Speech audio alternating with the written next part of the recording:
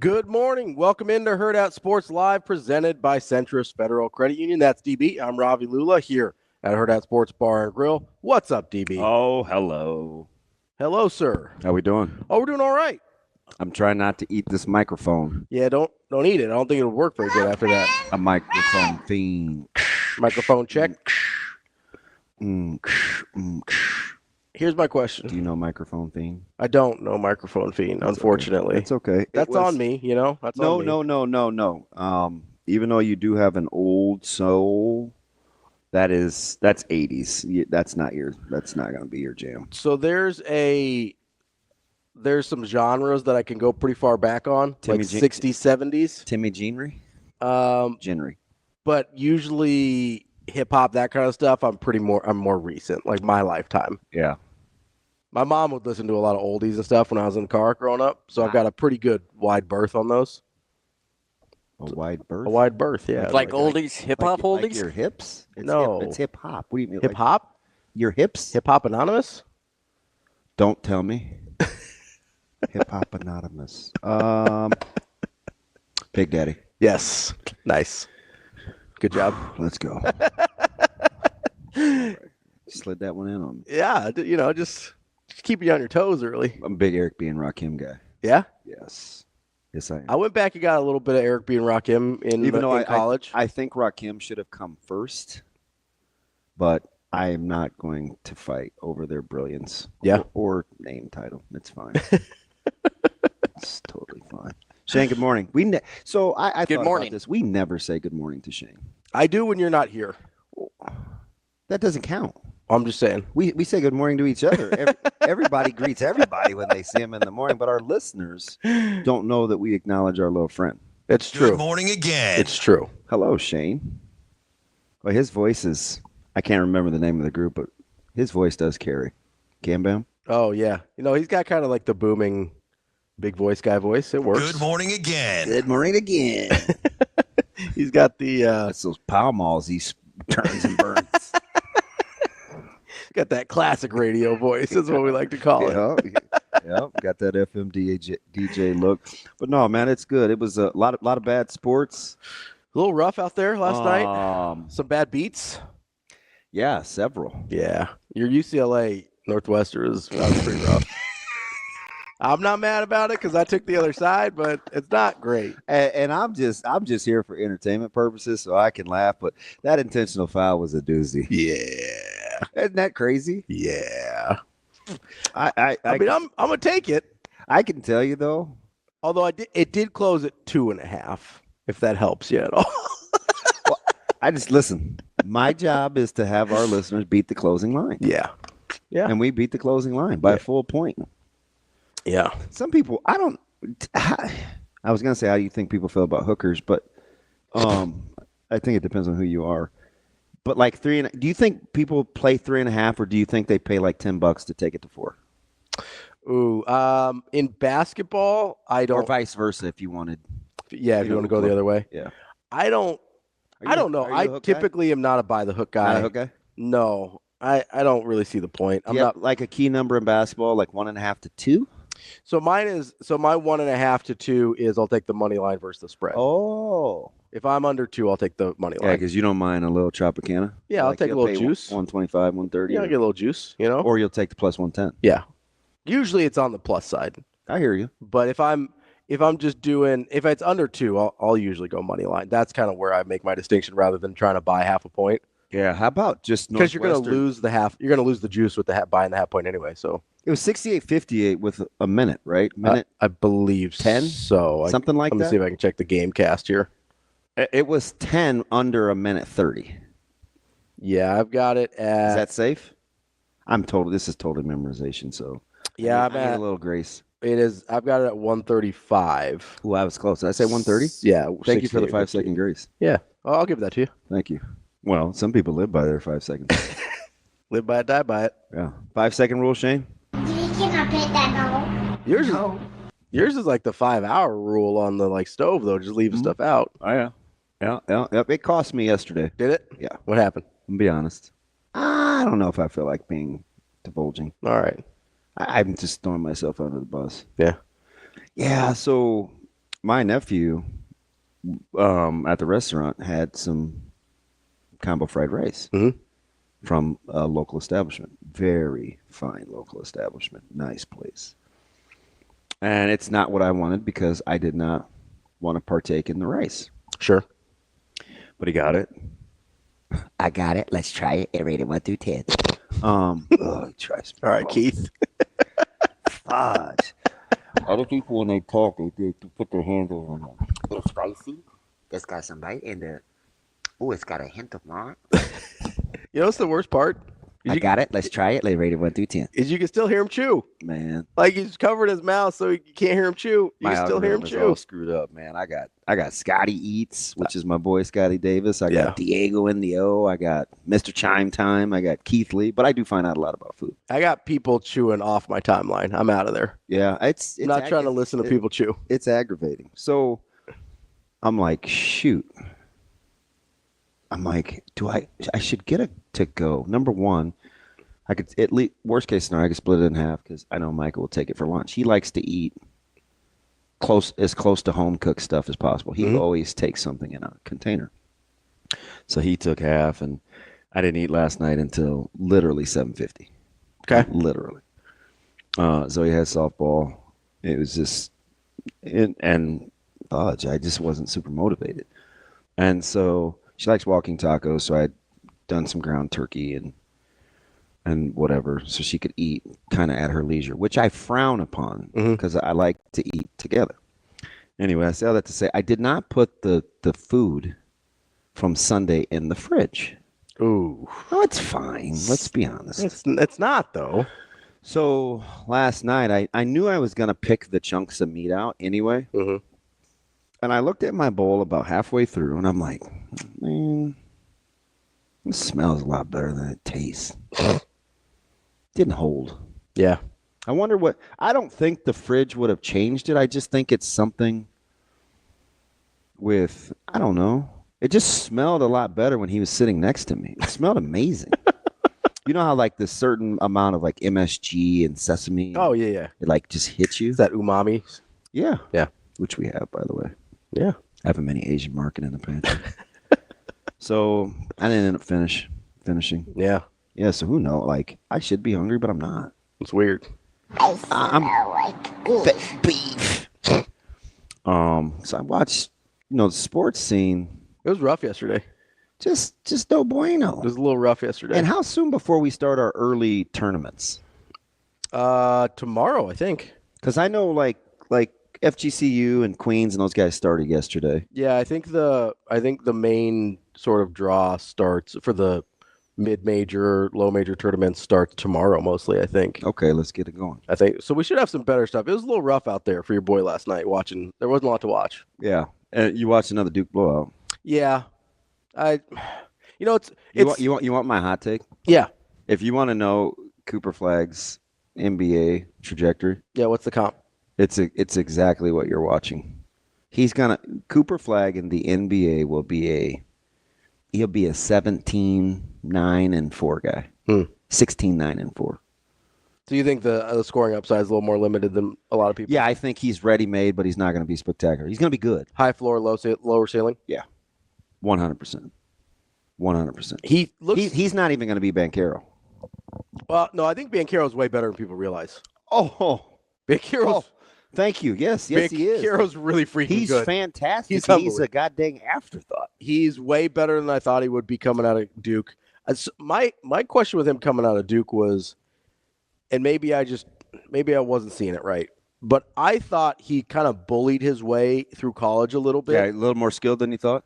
A little more skilled than I thought, a little more athletic than I thought. Like he's a little quicker than I thought. He can shoot that thing too. We're talking yesterday about kind of problem solvers, right? He felt like a guy that kind of was able to bully his way through that point in his career. And I go, I don't know if he's going to be able to solve the problems in the NBA. His skill set's way better. Yeah. His athleticism is way better. His problem solving's way better than I thought. Yeah, he's really, really good. So as they're continuing to drug people, I will brace myself for when they arrive at Chapel Hill. Yeah. This week. Yeah. Hey, man. He'll be fine. I don't need your pessimism. No, it's all good. It's fine. Oh, my gosh. I should just. I kind of. You know what I thought about? This is how deranged I am. What? I was thinking about zipping that vest up so it covered your Just mouth right and over my face? and just freaking pummeling you. Isn't that terrible? Yeah, a little bit.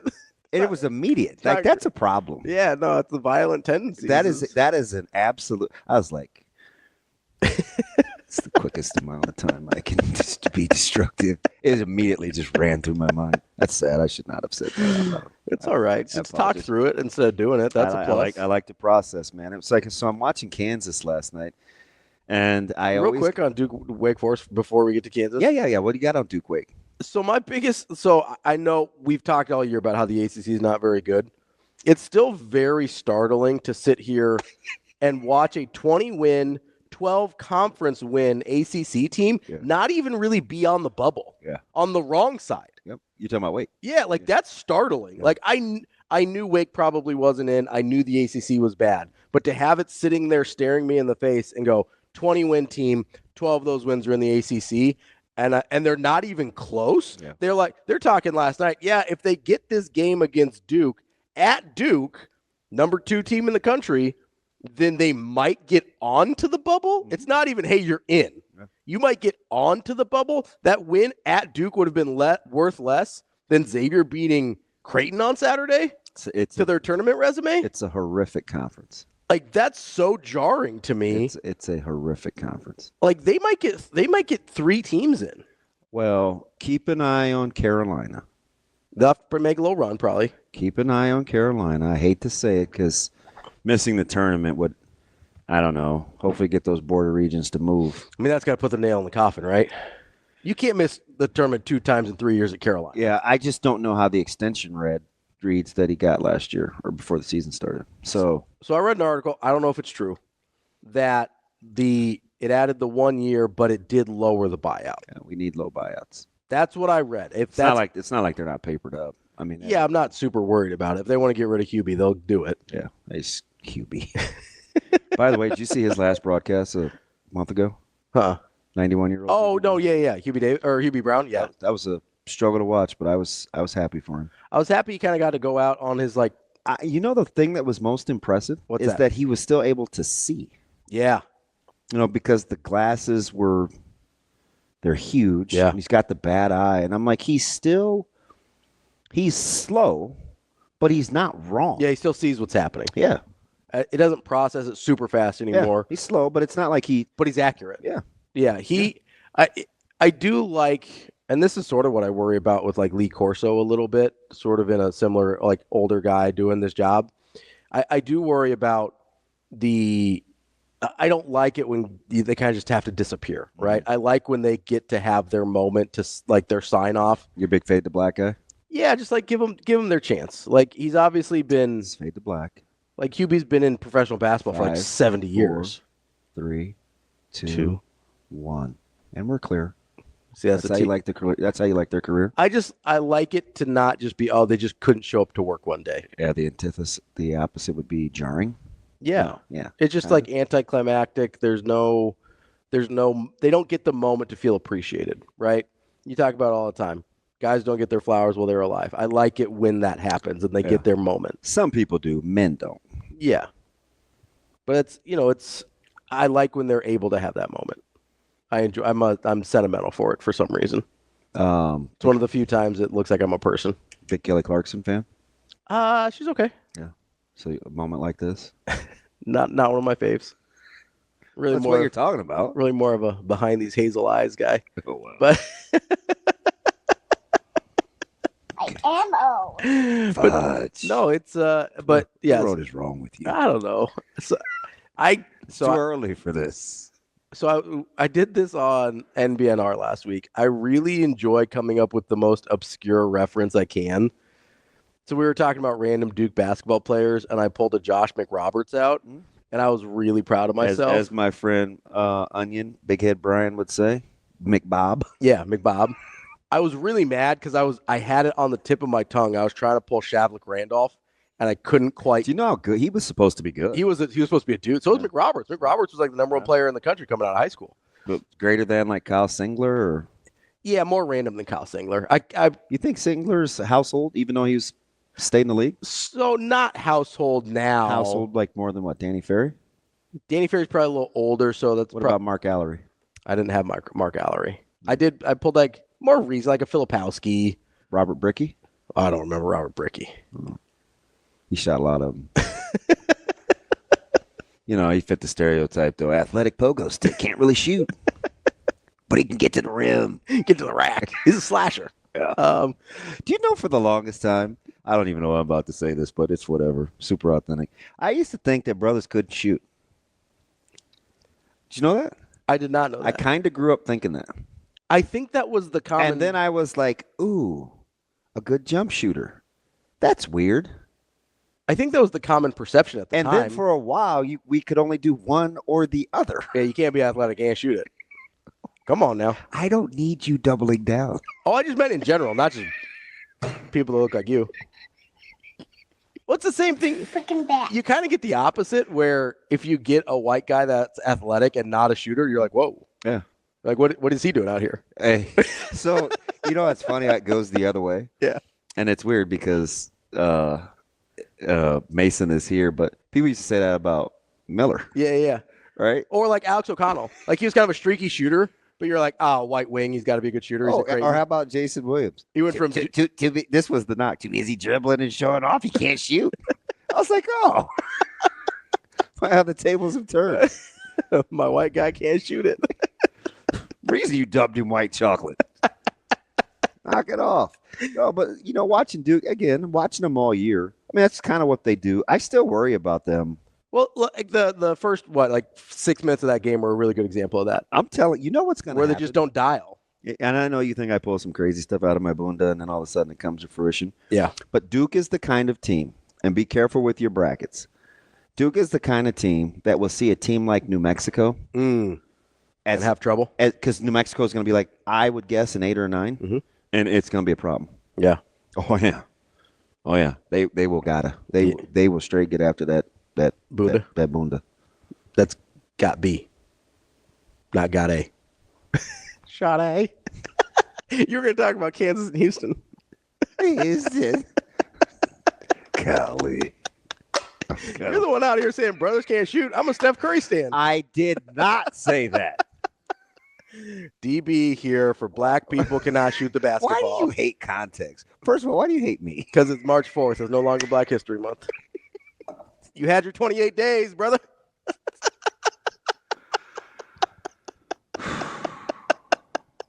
It's fine. It's fine. Yeah. As a guy that watches the heck you staring at? He just comes in like he wants something. Don't you work here? Shane's just walking around. It reminds me of the I'm Over It segment. But anyway, as a resident college basketball honk, nothing KU. People have these hot takes, right? Yeah. Number one, they turn the ball over entirely too much. A ton. Just a ton. I mean, just watching guys try to pass out of the double or these crazy half court or cross court passes or trying to skip. It's like, okay, those are just bad decisions.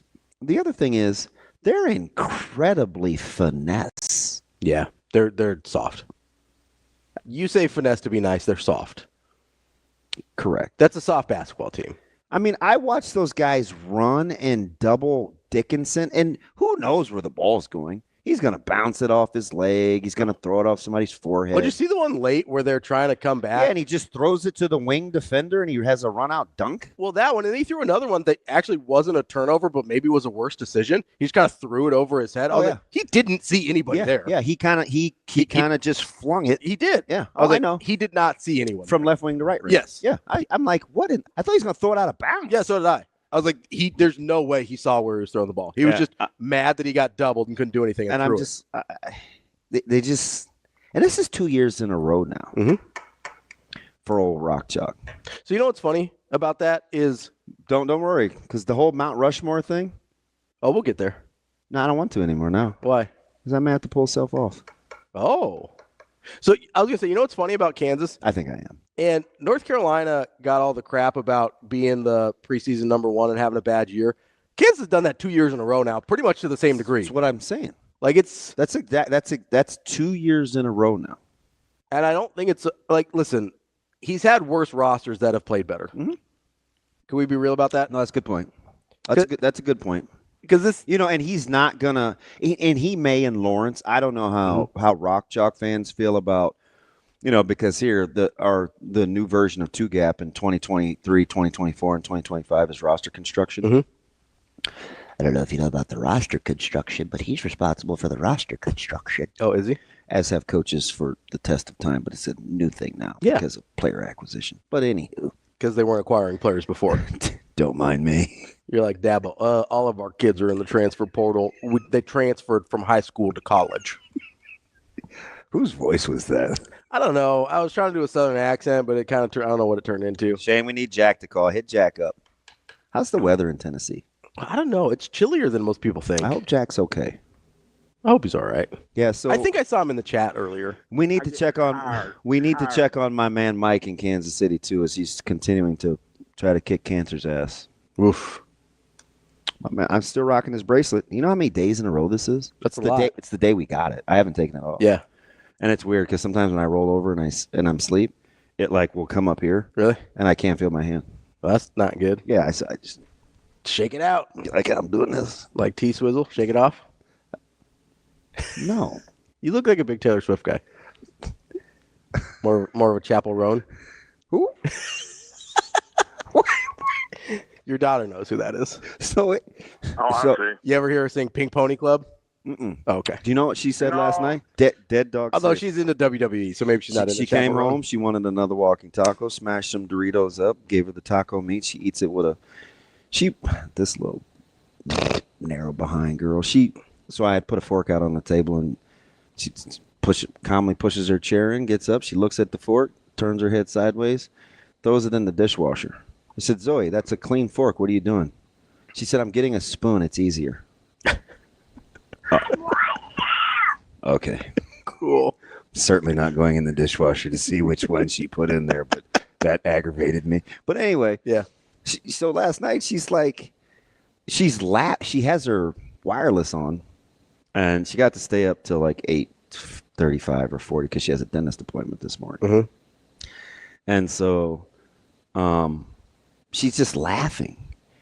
And I look over and I said, hey, I tap. She said, pull your headphones down. I said, what's the matter? And she goes, he just gave him the Sister Abigail. That had to hurt.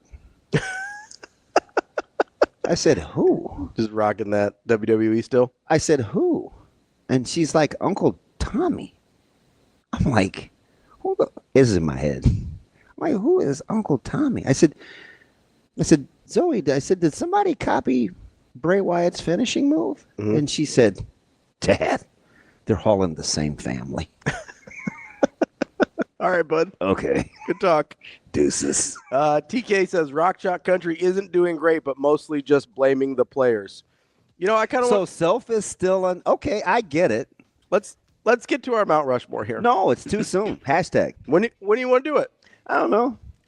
Show seems to be pretty fluid most days. Got my head on a swivel. That's DB. I'm Ravi. We'll have more Hurrdat Sports Live coming up next. We're back here on Hurrdat Sports Live. That's DB. I'm Ravi Lulla here at Hurrdat Sports Bar and Grill, and brought to you by our friends over at the NDOT. Going to be some dicey road conditions over the next 24 hours or so. Make sure you got those eyes focused and straight ahead. No distractions. Your job as the driver is to drive. This message from the NDOT Highway Safety Office. What's up? You're weird. What?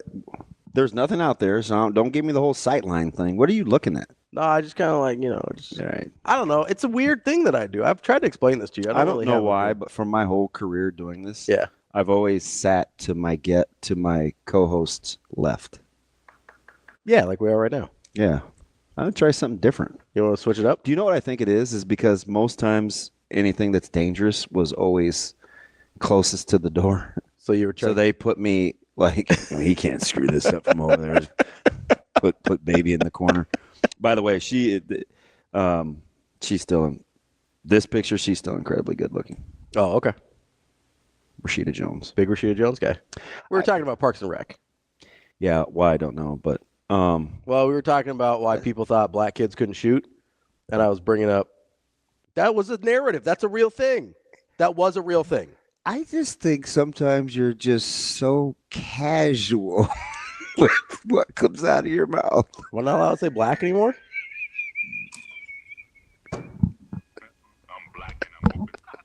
I mean, I'll use whatever vernacular is appropriate. Oh, I'm sorry. Carry on. We were talking about what? African Americans? I'll use whatever you want me to. I don't care. Okay. So people that grew up playing on playgrounds a lot couldn't shoot the basketball. And I remember people talking about, well, it's because there's these double rims on the city hoops and stuff, so it's hard to score. You have to shoot it perfect. It's easier just to learn how to get to the rack and make layups. Mm. And we both were like, well, I always thought it was easier. And you said your barber. My barber, he's a big double rim guy. Is, hey, if you can shoot on a double rim, you can shoot on anything. So that was kind of my thing. I was like, yeah, I used to play. And he was a great shooter. I used to play at Park some growing up, and I would always take pride in the fact that I would be one of the only guys that could shoot on the double rim because if it's pure, it's pure. It doesn't. You don't touch the rim, you ain't got to worry about it. You weren't it's a too windy guy? No. It's too windy. No, you got to adjust. Yeah, I'm going to put a little this way, let the wind draw it back. No, it's a... Is that a good picture? I think that's representative. Yeah, that's an incredible picture. Yeah. But no, we were talking about... I was mad when they kicked her off the office. I'm like, Pam Smam. I actually was... It was funny. Her name was Karen because she was anything but a Karen. But yeah. Go with Karen. I kind of have like an office hot take. I think it's a hot take. What's that? I think Pam kind of sucks. Said no one ever. I think Pam kind of sucks. Really? Yeah. What's wrong with Pam? Okay, so let's objectively look. Oh Lord, you've been sitting on this? Oh, this is a thing I've thought a lot about. I've seen The Office several times over. Like this is a show that I watched. I even got Caleb into it. This is a show that I've watched a lot, so I've thought about it a lot. Look, no nail polish, no nothing. That's just natural. It's clean. Yeah. So do your thing, Rashida. Here's my problem with Pam. All right. First of all, she's in this relationship with Roy. Right. We get that Roy is not the nicest guy in the world. He doesn't seem to do any he may not be the most considerate. It doesn't appear that he is abusive. It doesn't appear that he cheats on her. It doesn't appear that he would get after it though. Yeah, he would drink too much. Yeah. So listen, I'm not saying she shouldn't have got out of the relationship, but she's basically emotionally cheating on Roy for years. Well, that happens with times. I'm not condoning. That doesn't mean you're a good person. Okay, but listen to me though. Yeah. This is foolproof. Yeah. I don't care what you say. Yeah. I've talked about this for years. Yeah. It's called the time spent theory. Okay. People of the opposite sex cannot, nor should they, spend an inordinate amount of time around each other alone. One or the other will always, 100% of the time, develop feelings. Okay. Now, whether they act on it or not, sure, is something complete. That's a whole different discussion. Sure. But it always happens. So I generally agree with that. Always. Here's my thing, though. Barriers. You just get comfortable. There's a difference between that and going out of your way. Like, she tells Jim stuff that she would never tell Roy. And maybe that's because of the conditions she believes Roy's put on their relationship or whatever. But she goes out of her way because it's not just about the time they spend together. That's part of it. But she goes. You're holding this against Pam? Well, so this is just the start. This is where it starts with Pam. So much for defending self. So this is. We'll get into Bill's self. We'll get there in a minute. You ready for this? I was. So you've got the whole emotionally cheating on Roy for years. Okay. Right? Yeah. For years. Okay. Huge problem there. Okay. Second, she obviously knew throughout the whole situation that she liked Jim more than Roy at a certain point. That's pretty clear. Yeah. She waits until the week of their wedding to call it off. That's pretty messed up. Yeah, that's tough. That's pretty messed up. That's tough. Okay. That's 2 strikes on Pam. All right. Then Jim is finally happy with someone else, Karen, Rashida Jones. My ex called off her, and she called off hers a week before. That's a tough look, man. I'm just that's a tough hang. Yeah. Usually that's not the first time you've had an inkling, you know? Oh, fair. I'm just, you know what I mean? A lot of facts being said right now. Okay. It's hard to negotiate. So finally, Jim moves on and is happy with Karen. Yeah. Okay. And then all of a sudden, kind of, they were pretty happy. Okay. I think they were pretty happy if it weren't for the Pam factor. So Pam, Well, I think it was the job thing. So that was part of it. Yeah, when she goes to New York and the corporate thing. Yeah. I think that would have been navigable, personally. But people always said absence makes the heart grow fonder. Absence makes the heart go find one.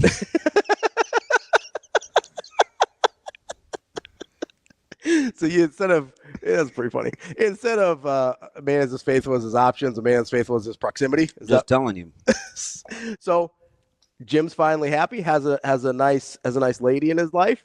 And Pam's single now. Here comes Pam all of a sudden, just ruining Jim's I can't believe you sat on this. And then, we're not even there yet. Then they finally get together, right? They finally get married. They start having kids or whatever. And Jim goes, you know what? I would love to provide a better life for our family doing something I love with this sports marketing firm that he's got going on. And she just completely loses it. Well, she had given up her art, not because of Jim. Yeah. Jim encouraged the art. Jim was the one that was like, hey, you should go to New York. You should do these graphic design things. David is right. I don't know what's wrong with you two, but you two are going to get on my nerves. Because I like David first. Well, this is just getting out of control. What do you say? It's like Tony. TG was my guy way before. We're talking Plattsmouth football for years. You come along. And it's like these dudes, they're like your Aaron. They know you just get murdered in these arguments. And they're like, man, I'm riding with Ravi. He's not a good dude. Don't ride with Ravi. Listen, me and T-Mo's have a great time.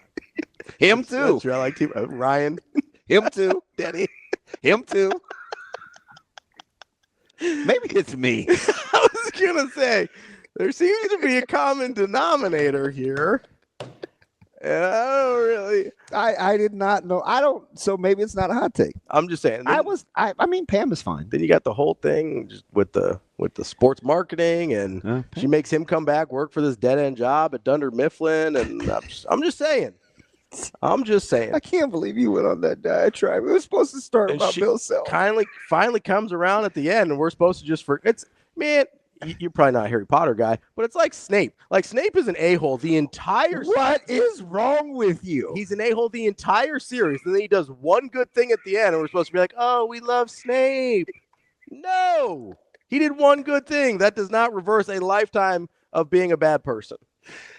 Anyway, so it's weird to me that Bill Self doesn't come out on Darth Vader. He did one good thing. Yeah. And he murdered women and kids. He did. It's weird that he gets a Force ghost.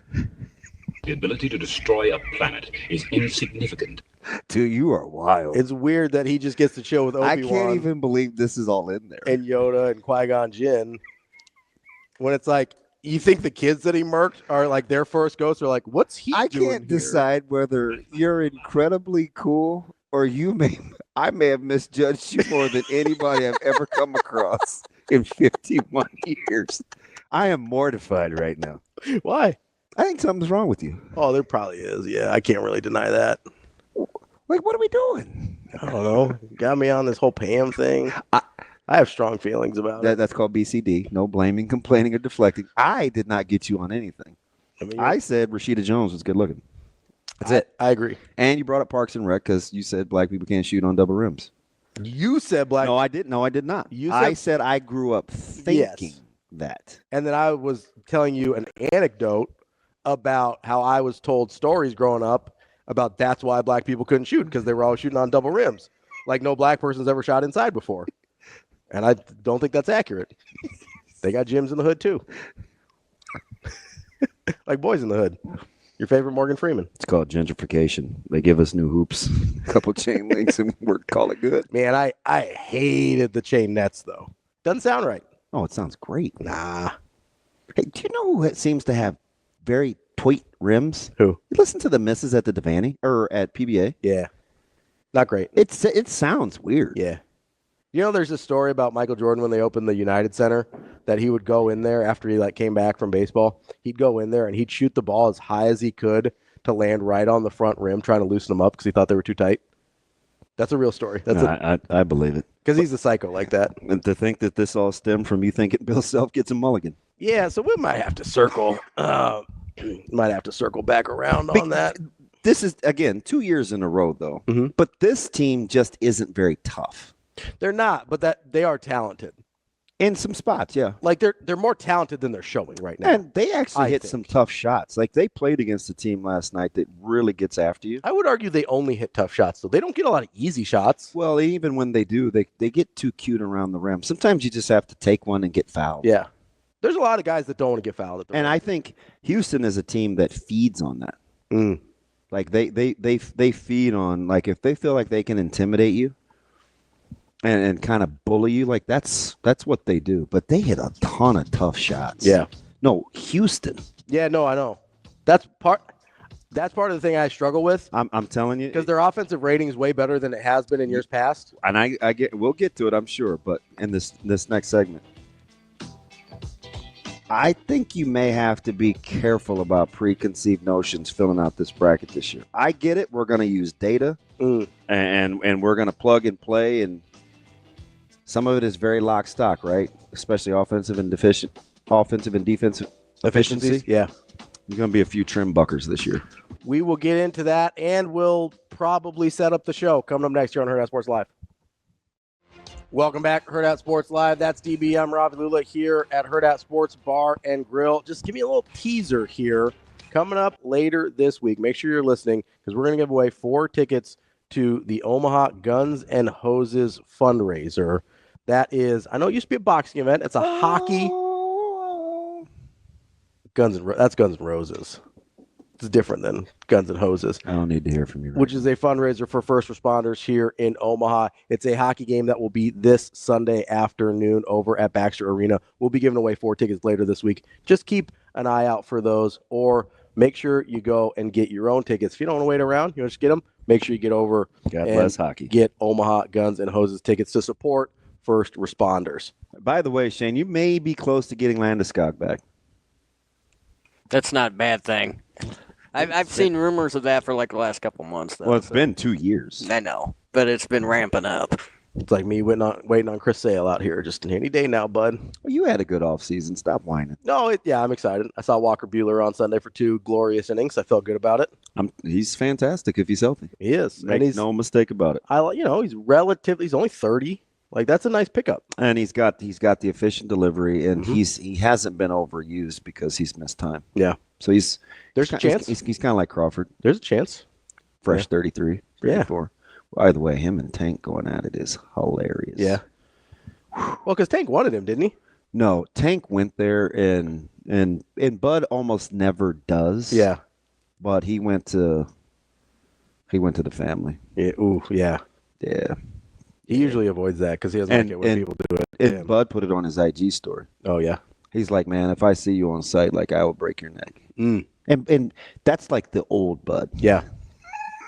He usually can put up with a lot, but you start talking about mom and kids, it's probably it's probably a problem for old. He's going to stand on business. TC.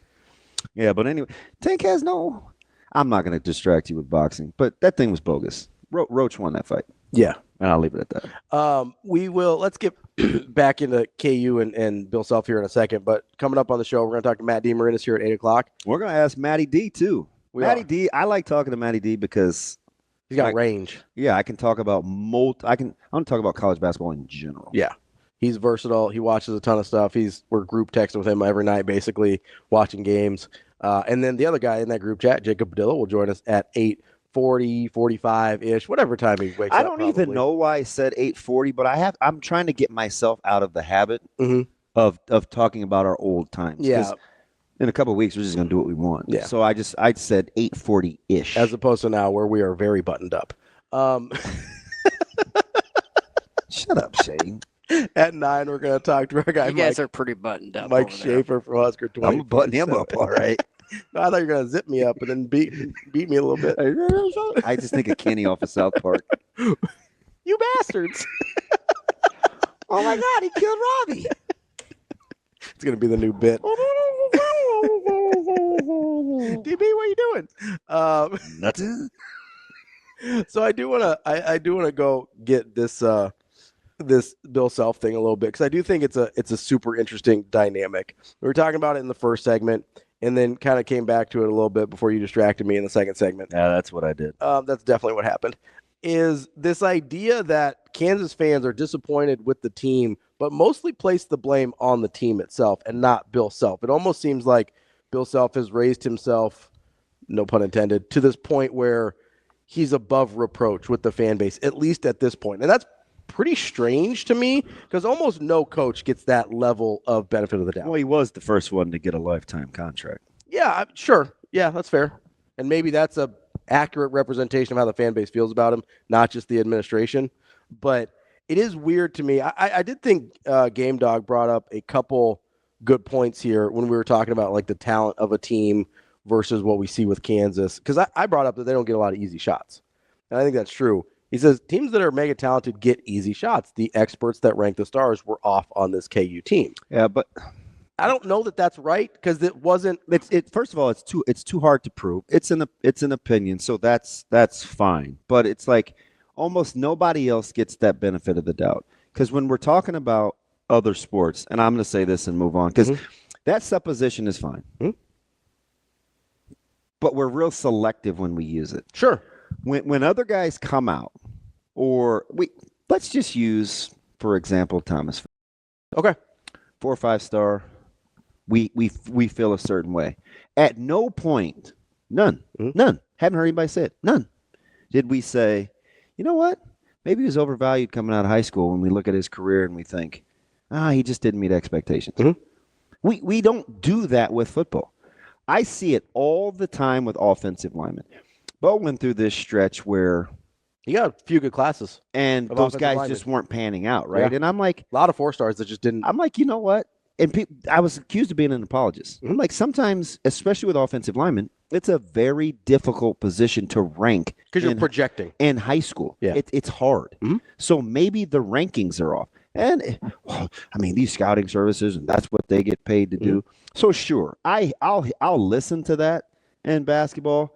It's just convenient when we like to use it. Because we don't do that in other sports. I also think if you're going to talk about it that way where, hey, this team isn't performing up to expectations, then you can't go backwards. Because when you brought up the Fedoni example, I thought you were going to go the other way, is instead of saying, oh, maybe he was overrated, we go like, oh, he was a disappointment because he didn't live up to his expectations. No, that's right? part of that's part of the whole thing. That's part of the whole when we want to rationalize people's performances. So we kind of have to we can't really talk out of both sides of our mouth when we're talking about overrated. And that's my point. Yeah. That's my point. You have to be consistent with, and here's the other thing. So with Kansas specifically, I don't know if it's right because a lot of these guys are transfers and performed at a different place, right? So there is a track record. Like Dickinson performed at a high level at a high major. So it's really hard to say, well, oh, he was overrated by the experts. It's like, well, he had the track record. Like he has done this before. 100%. Right? If you want to say, hey, maybe Zeke Mayo's having a harder time transitioning but he has a track record of production.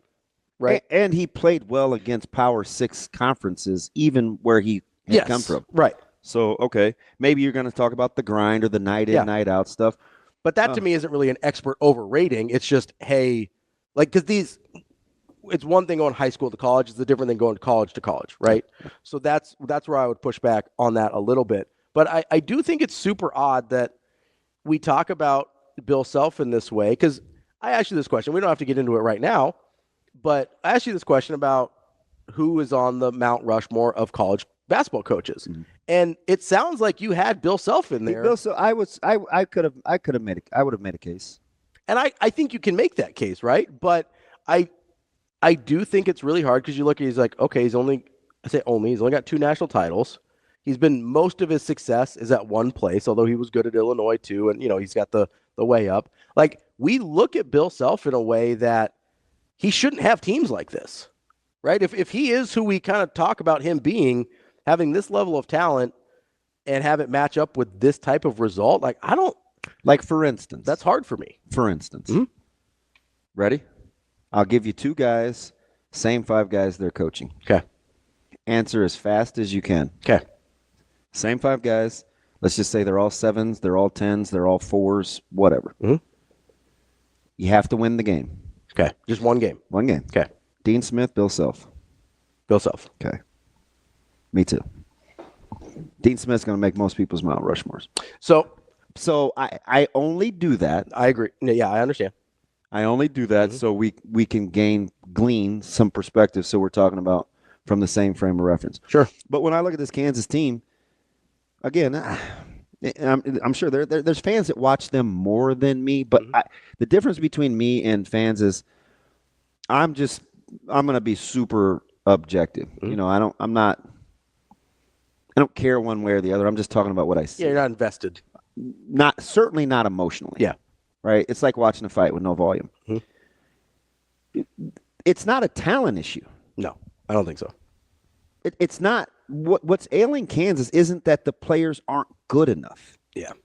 So when that's the first thing I hear about them being overvalued or miss whatever, when I watch them play, it's not because they don't have good enough players. Yeah. It's because of the way they play. Yeah. Because there's a difference between not having good enough players and not playing good enough. Like, there's a big difference there. When BYU ran them off the court in front of the Rock, that wasn't about talent. No. Even though BYU has really good players. You think Kansas is more talented than Creighton? Yes. Yeah. 100%. Agreed. Like, not. Yeah, I don't think that's a debate. So we saw what happened. That's why I just think it's weird how we're now starting with, well, are they actually really that good? They got good players. Big difference between not being good enough and not playing good enough. Coming up next, we're going to talk to our friend Matt DeMarinis from the White and Blue Review. Kicking off hour number 2 here on Hurrdat Sports Live, presented by Centris Federal Credit Union. That's DB. I'm Ravi Lulla here at Hurrdat Sports Bar and Grill. We are joined now by our dear friend Matt DeMarinis from the White and Blue Review. What's up, Matty? My guys, how we doing? Good. Does it sounds so cute when he says our dear friend. Ravi's been on for about 2-3 weeks now, but he continues to outdo himself, as you're very well aware of. Yeah, he was trying to soften me up. Shane hit me up yesterday, and I was like, "Hey, you want to come in on an 8?" And I really didn't want to. I was like, "It's a game night, man. I don't got to get up early on a game night. I got to be up late all night." You know what I mean? He said, "I really didn't want to." You don't have any problem saying how you really feel, though. That's no, never. You got me on, so I was like, "Can I drop F-bombs because you're not on radio?" So Shane, like, yes. He's like, "Yeah, he you goes, can." Well, he goes, does Matt cuss a lot? And Ravi's like, no, I mean, not too much. He's not like Furs or Sauter. The very first or second thing you say is, "Can I drop some F-bombs? Can I drop an F-bomb?" Yeah. That's how he got me on. That was the convincer. You can do whatever you want, but if it means anything to you, Jacob said the very same thing. He goes, "Hey, instead of just blowing through it all night for the pod tomorrow, I'll just get up early since I'm going to be on with you guys. So maybe you can look at it as kind of glass half full." Although you're probably already prepared. Yeah, no. I mean, you think you are, and then you watch the game and it changes your mind. So yeah, but I'm ready. Let me ask you something, because I think you can be objective too. As a non-KU fan, we're into this, and we're going to get into this Mount Rushmore thing. Ravi just wants to argue because I'm sure he's got some hot takes like Pam sucks. But although I have an equivalent, because I'm not sure I would put Wooden on my Mount Rushmore. I don't think I would. But I got it. Matt, do you want me to stay right there so you can hammer me, Matt? Because I know you're not afraid to go there. That's a lot of winning off that thing, man. Is that a hot take? So I mean, all I'm saying is if you don't put Wooden on there, you're backing yourself into a corner where you could put like any of 20 people on there. I'm willing to entertain that. That's fair. I think that's fair. That's legit. Yeah, that's real. I think it makes the group you're gonna put on there like really Swiss cheesy. I could poke a lot of holes. You know what I mean? Like, I could poke a lot of holes in Wooden too. I mean, if we're gonna be real, I don't want to derail him though. Let me. He's chomping at the. So this is a lot like the group text. We just can't stay focused. Yes, we were talking about Self. Is Self on your Mount Rushmore for all-time college basketball coaches? At least no, I don't. Not probably not. But like, it just depends on what your parameters are. X's and O's, maybe. But. Are you one of those guys, Matt, that would make the case he should have more than 2 national championships? 100%. I think I have made the case before. Yeah. But I also think like back when we used to argue about, Calipari. I think that my takes on Cal have aged better in those conversations, because I always thought Self did more with less than Cal did, but Cal was always kind of like, he was a top 3 at worst coach in the country for, the better part of 10 to 15 years. And I never really kind of got on board with that because of various reasons that, you guys already know. We've argued about it. So yeah, I've always held Self in high regard in terms of his acumen, because I haven't always necessarily thought he's been the best at getting the most talent in the country. You know what I mean? I always think he's been kind of behind the Dukes, the Kentuckys, the Carolinas, in that regard. But I think but I've seen him also match up with those teams, in do or die scenarios where his acumen shines over K's, over, Roy's, over Cal's with lesser talent across the board. And I've always kind of respected that. So it just depends on what your parameters are. Has he won enough to be on Mount Rushmore? Probably not. But I think his acumen, his X's and O's kind of, way he sees the game and way he kind of dissects it, in game adjustments and things like that. I think he's maybe it's slipping a little bit, but in his prime, for sure he was at the top of the game. Let me ask you something. Are you surprised or a little taken aback that the last year or two, that the discussion has not been about whether he doesn't get the criticism, and I'm not sure whether he should or not, but he hasn't gotten the criticism that we hear some other coaches get when it comes to roster construction. But that's like the buzzword, right? Oh man, I mean, we heard it with Mac, we hear it with Hoiberg, but this team, it was, well, I tell you, I mean, maybe we just misdiagnosed the talent level, and I'm like, no, we didn't. Like when you watch Kansas play, and this isn't an indictment of Bill Self, because like I said, I'm tempted to put him on Mount Rushmore. I'm saying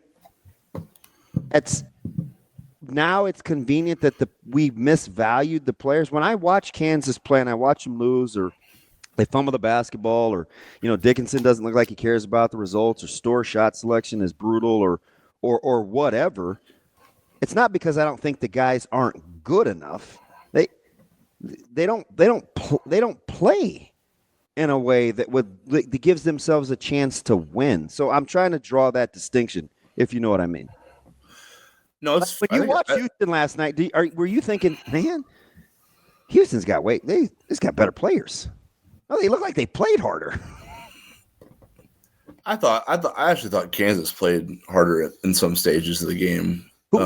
If you were going to name the top 5 players on the floor last night, yeah, how they played, is it 3-2 KU to Houston, or 3-2 Houston to KU? Yeah, probably that way. I think maybe even 4-1. Here's my thing, because I think you asked a larger question before that one. I think a lot of the narrative around Kansas right now is there are a lot of people nationally that are trying to rationalize why they missed so badly on their evaluation of them preseason-wise. Because coming into the year, based on who they acquired in the portal, it was a clear-cut number 1 preseason team. Like, this was the team that was going to have the most potent lineup they could throw at you. And I think Zeke Mayo is a great player. Certainly, Creighton was after him. He would have been a nice fit. Like, I'm not trying to knock him, but when you're telling, like, they acquired, Zeke Mayo and AJ Store were their 2 big acquisitions in the offseason, and that was what was going to kind of take them from a team that got absolutely cracked over the head by Gonzaga in the NCAA tournament last year. That was the team that was going to – those were the players that were going to, fill the holes and take Kansas to, the Final Four and potentially a national championship based on what all the national pundits were saying. And I'm just like – I was thinking, well, first of all, Zeke Mayo is transferring up from the Summit League, where you basically can cook whoever you want. You know what I mean? We know that about the Summit League, right? Like, it's just like, if you got skills, offensive. Yeah, like, I mean, it's just a free flowing league. Like, you can just if you got skills, you can thrive. But he's transferring up now to what has been the best basketball league in the country for a few years before the SEC blew up this year, right? And then you have AJ Storr, who has always been a roller coaster ride everywhere he's been, up and down. The reason people think he's like the dude is because he can drop 30, but they forget the times where he can drop 3. You know what I'm saying? So it's just like it was a really weird evaluation. But then they came out of the gate, and they kind of proved it, right? They beat Duke. They beat Michigan State. They kind of just started out being that team that everybody kind of thought they should be.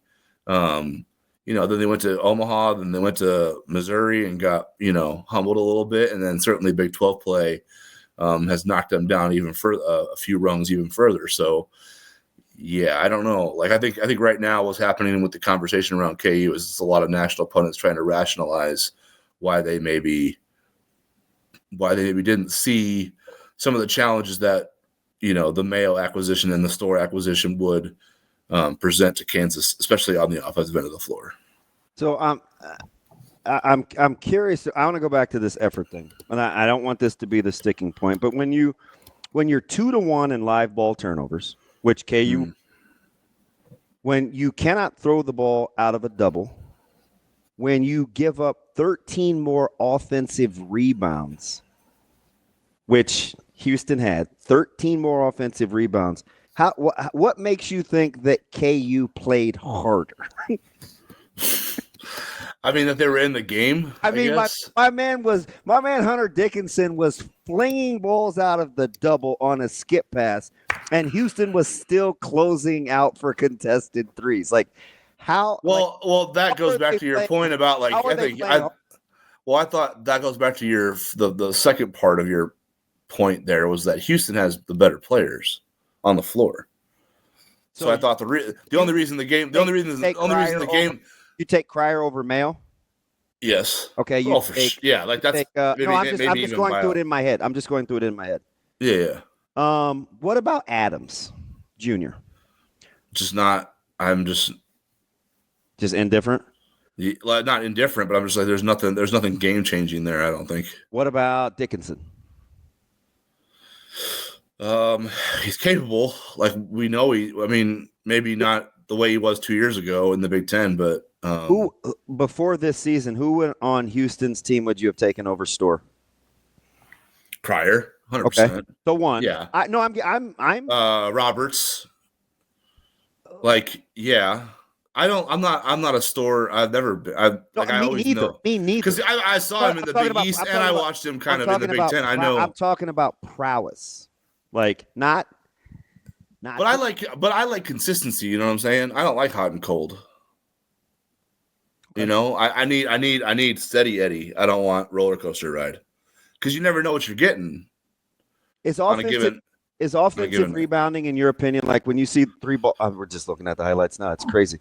So the little putback like that Cryer got when the ball's bouncing around, are those talent things for you, or is that how hard? No. Okay. No, I think those are Kelvin Sampson instilled, like go get the damn thing type of plays. You know what I mean? Like go make the play. Like he instills that, that hungry junkyard dog mentality into players that even if they don't have it, like LJ Cryer, I don't think he was that dude at Baylor. But I think he used to just be a shooter. Yes. Now he's like a tough shot maker. 100%. Yeah. Like I think Sampson is one of those guys who you could also talk about as a coach who gets way more out of less, across, his tenure of coaching.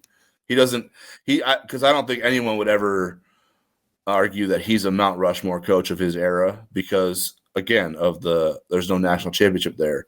But he's also had now multiple programs where he's put in position to win national championships because of the way he can kind of bring a group, whatever it's comprised of talent-wise, together and make it, kind of maximize it. So it just depends on what your parameters are, because I think Sampson is in that same class of coaches with Self in terms of, maybe they don't always have the best dudes on the floor, the best 5 on the floor, but you're going to have a hard time putting them away. He's one of those guys that could take yours and beat you. He could beat you with his or yours. You know what I mean? That's the kind of coach he is. So, Matt, as we kind of shift gears here over to, we'll spend a couple minutes on Creighton. We got plenty of time. What? I mean, this might be our own hour pod. Let's go. We got you up, right? I mean, yeah, I was going to say, you woke me up. Let's do it. Okay, I do want to stick on this Mount Rushmore thing for a second then, because who's on yours? You don't even tell me who's on yours. I don't know where you're starting from. You know what I mean? Like scrapping my list right now. Like, are you putting Cal on there? Ravi? No, I'm not putting Calipari on. Listen, I get painted in this corner as this Cal apologist just because I don't think he sucks as much as you do. That's it. Like, that's my argument. Well, I don't think it was sucks. I think it was just like overrated, like to the era. Maybe he's overrated to the era, but he gets this reputation of being this trash basketball coach. And I'm not saying from you necessarily, but sort of in general, people are like, oh, Cal. He kind of just gets waved off. He's been really successful at a ton of places for a long time. And one of the biggest parts of the job is player acquisition and always has been. And he's been better at that than almost everyone. What happened when the acquisition I don't want to phrase this. What happened when the ways to acquire talent all of a sudden became less stringent across the country? It made it easier for everyone, but so that's my only real argument against Wooden. He was way ahead of the game in terms of player acquisitions with what 100% at UCLA in terms of the bag man. Yeah. Yes. Way ahead of the game. And documented. Let's be honest. I can't ignore that. Like, let's be honest. I'm with you on there, because if you're gonna say that's the reason, then then Cal almost is completely disqualified, because Wooden did it and won. Cal did it and did not. Didn't win. Yeah, Cal wouldn't be on my Mount Rushmore. That's kind of my point. I think he gets too much hate. Like, it's the pendulum has shifted the other way on Cal, so that's where I push back. My issue with Wooden is very similar to DB's. Prior to Sam Gilbert's involvement in the mid-'60s, my man has 0 natties. Goose egg. Yeah. And then he goes, and people are getting whatever they need to come to UCLA, and all of a sudden he wins all these national championships, right? No, that's fair. And it's well documented. I mean, that's not even like that's not speculation. If that's your reasoning, I'm with you. I'm just saying, that's part of my reasoning. It has to be if that's a disqualifier, it also applies to many others. I agree. I also think like era dependent sort of matters here, because even if he was a great coach and doing everything, because college basketball in general, like, not everybody was pouring the resources into college basketball in the 60s that they are now. Nobody's ripping off 10 out of 12, even if you have the same equivalent talent dispersion, right? Like, that's just not happening again. So it's not that I don't count them. It's just you have to take it with a grain of salt. It's sort of like the Celtics 11 and 13. Like, there were like 12 teams in the league. Like, it's a different thing. It's not saying they don't count. You just have to. I mean, Hurley just went back to back with different cores, bro. Like, okay, what does that have to do with Wooden? Like, I'm not. Well, it has to do with, like, you're basically arguing that, like, no one's ripping off natties plural, like, in succession. No, I said nobody's going with plug and play. With plug and play. I said nobody's going that stretch that UCLA had ever again, regardless of talent. Like, that's part of the era part. Even if you had the equivalent talent, the era dictates that's never happening again. Right? Okay. There's a very specific point in time where the Celtics can go 11 of 13, or that UCLA can go 10 of 12. And that period of time doesn't exist anymore, because everybody else cares so much more about trying to win in college basketball or the NBA or whatever, right? Like, the era defines part of that level of success. And I do dynasties in college are probably dead. Yeah, like, I have to take that in every sport. Yeah. I have to take that with the context of this argument. Then you put in the Sam Gilbert context as well, and I go, okay. And here's the other thing with Wooden.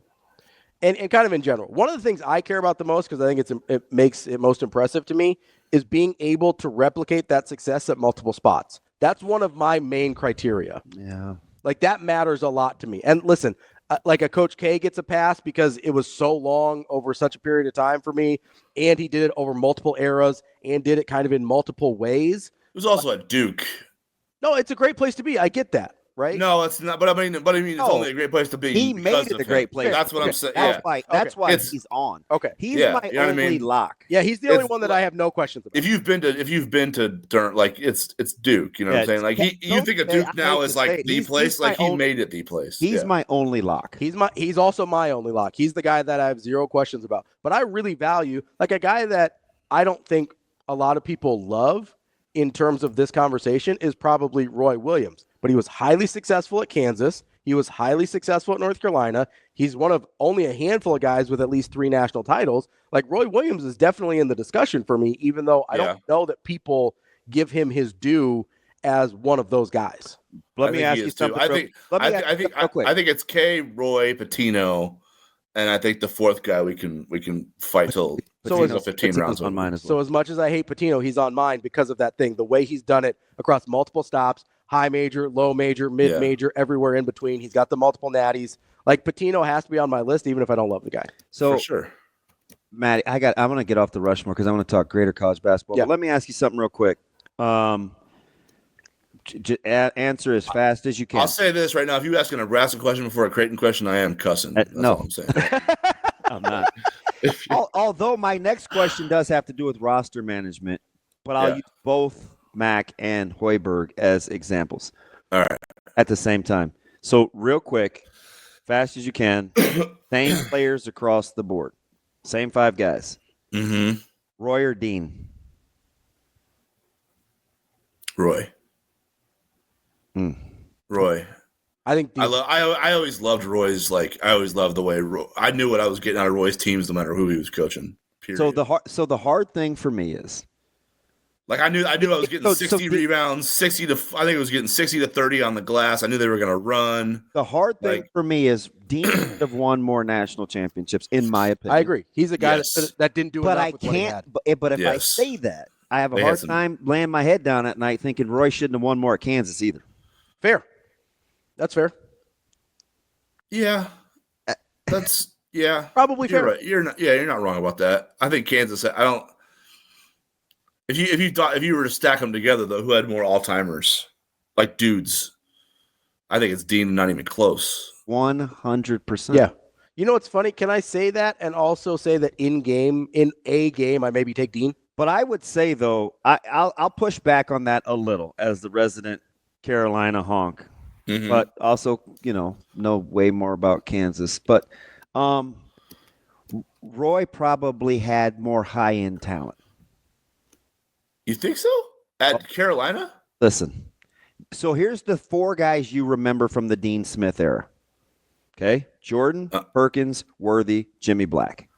Vince Carter, Rasheed No, Wallace. well, so Vince was 98 or 97, 98. That was a little later.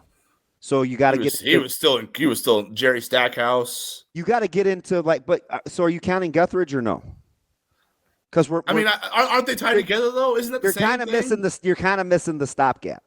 Am I? I didn't think there was one though. I thought that was the only reason Guthridge survived as long as he did. Am I wrong about that? I'm not. No criticism from me. No. But then you're getting into the Brandon Wrights. You're following. I see where you're going. Rashad McCants, Forte, Rasheed Wallace, not Rasheed Wallace. Tyler Hansbrough. But Roy went with those dudes though. But listen, you're getting into when you talk high end talent, Ed Davis. You know how many guys left Carolina between 2000 and 2019 that probably Wayne Elling. These guys were lit. They're pros, Matty. Pros. Yeah. So you're telling me Roy's all-timers versus Dean's all-timers. You're not. I think if you take Jordan out of it, I would take Roy. I'm telling you. Ooh. I don't know. Listen, Brandon I- Wright in college It's would really good. give Rasheed Really, really Wallace good. all he wanted. And let's not act. No, hey, Maddie, I'm telling you, this is in my wheelhouse. I was a big John Henson guy. Too. I hear you. I'm not knocking it. Henson was incredible. Vince Carter was not great in college. He was good. Jameson was unbelievable though. Jameson was great. Jameson was unbelievable. Antoine. Carter. So like we say Vince because Vince, Stackhouse, like Carter dang, and bro. Hey, Stack was a dude. Carter and Stack was Antoine, nasty. Like, I'm just saying. I think we're gonna do this because Eric Montross, we're gonna do this because that dude is hot garbage. he wasn't hot garbage in college though. Like, Yes, he was. you big you Brad think he Doherty guy? was? Are you Brad sure? Doherty. See, we're sleeping on Brad Doherty. Brad Doherty. The Fab Five would cuss him out if they heard his name again. He wasn't that bad. But the argument is weird though because I promise we're gonna get to global college basketball. But let's just take one for instance, like nostalgia.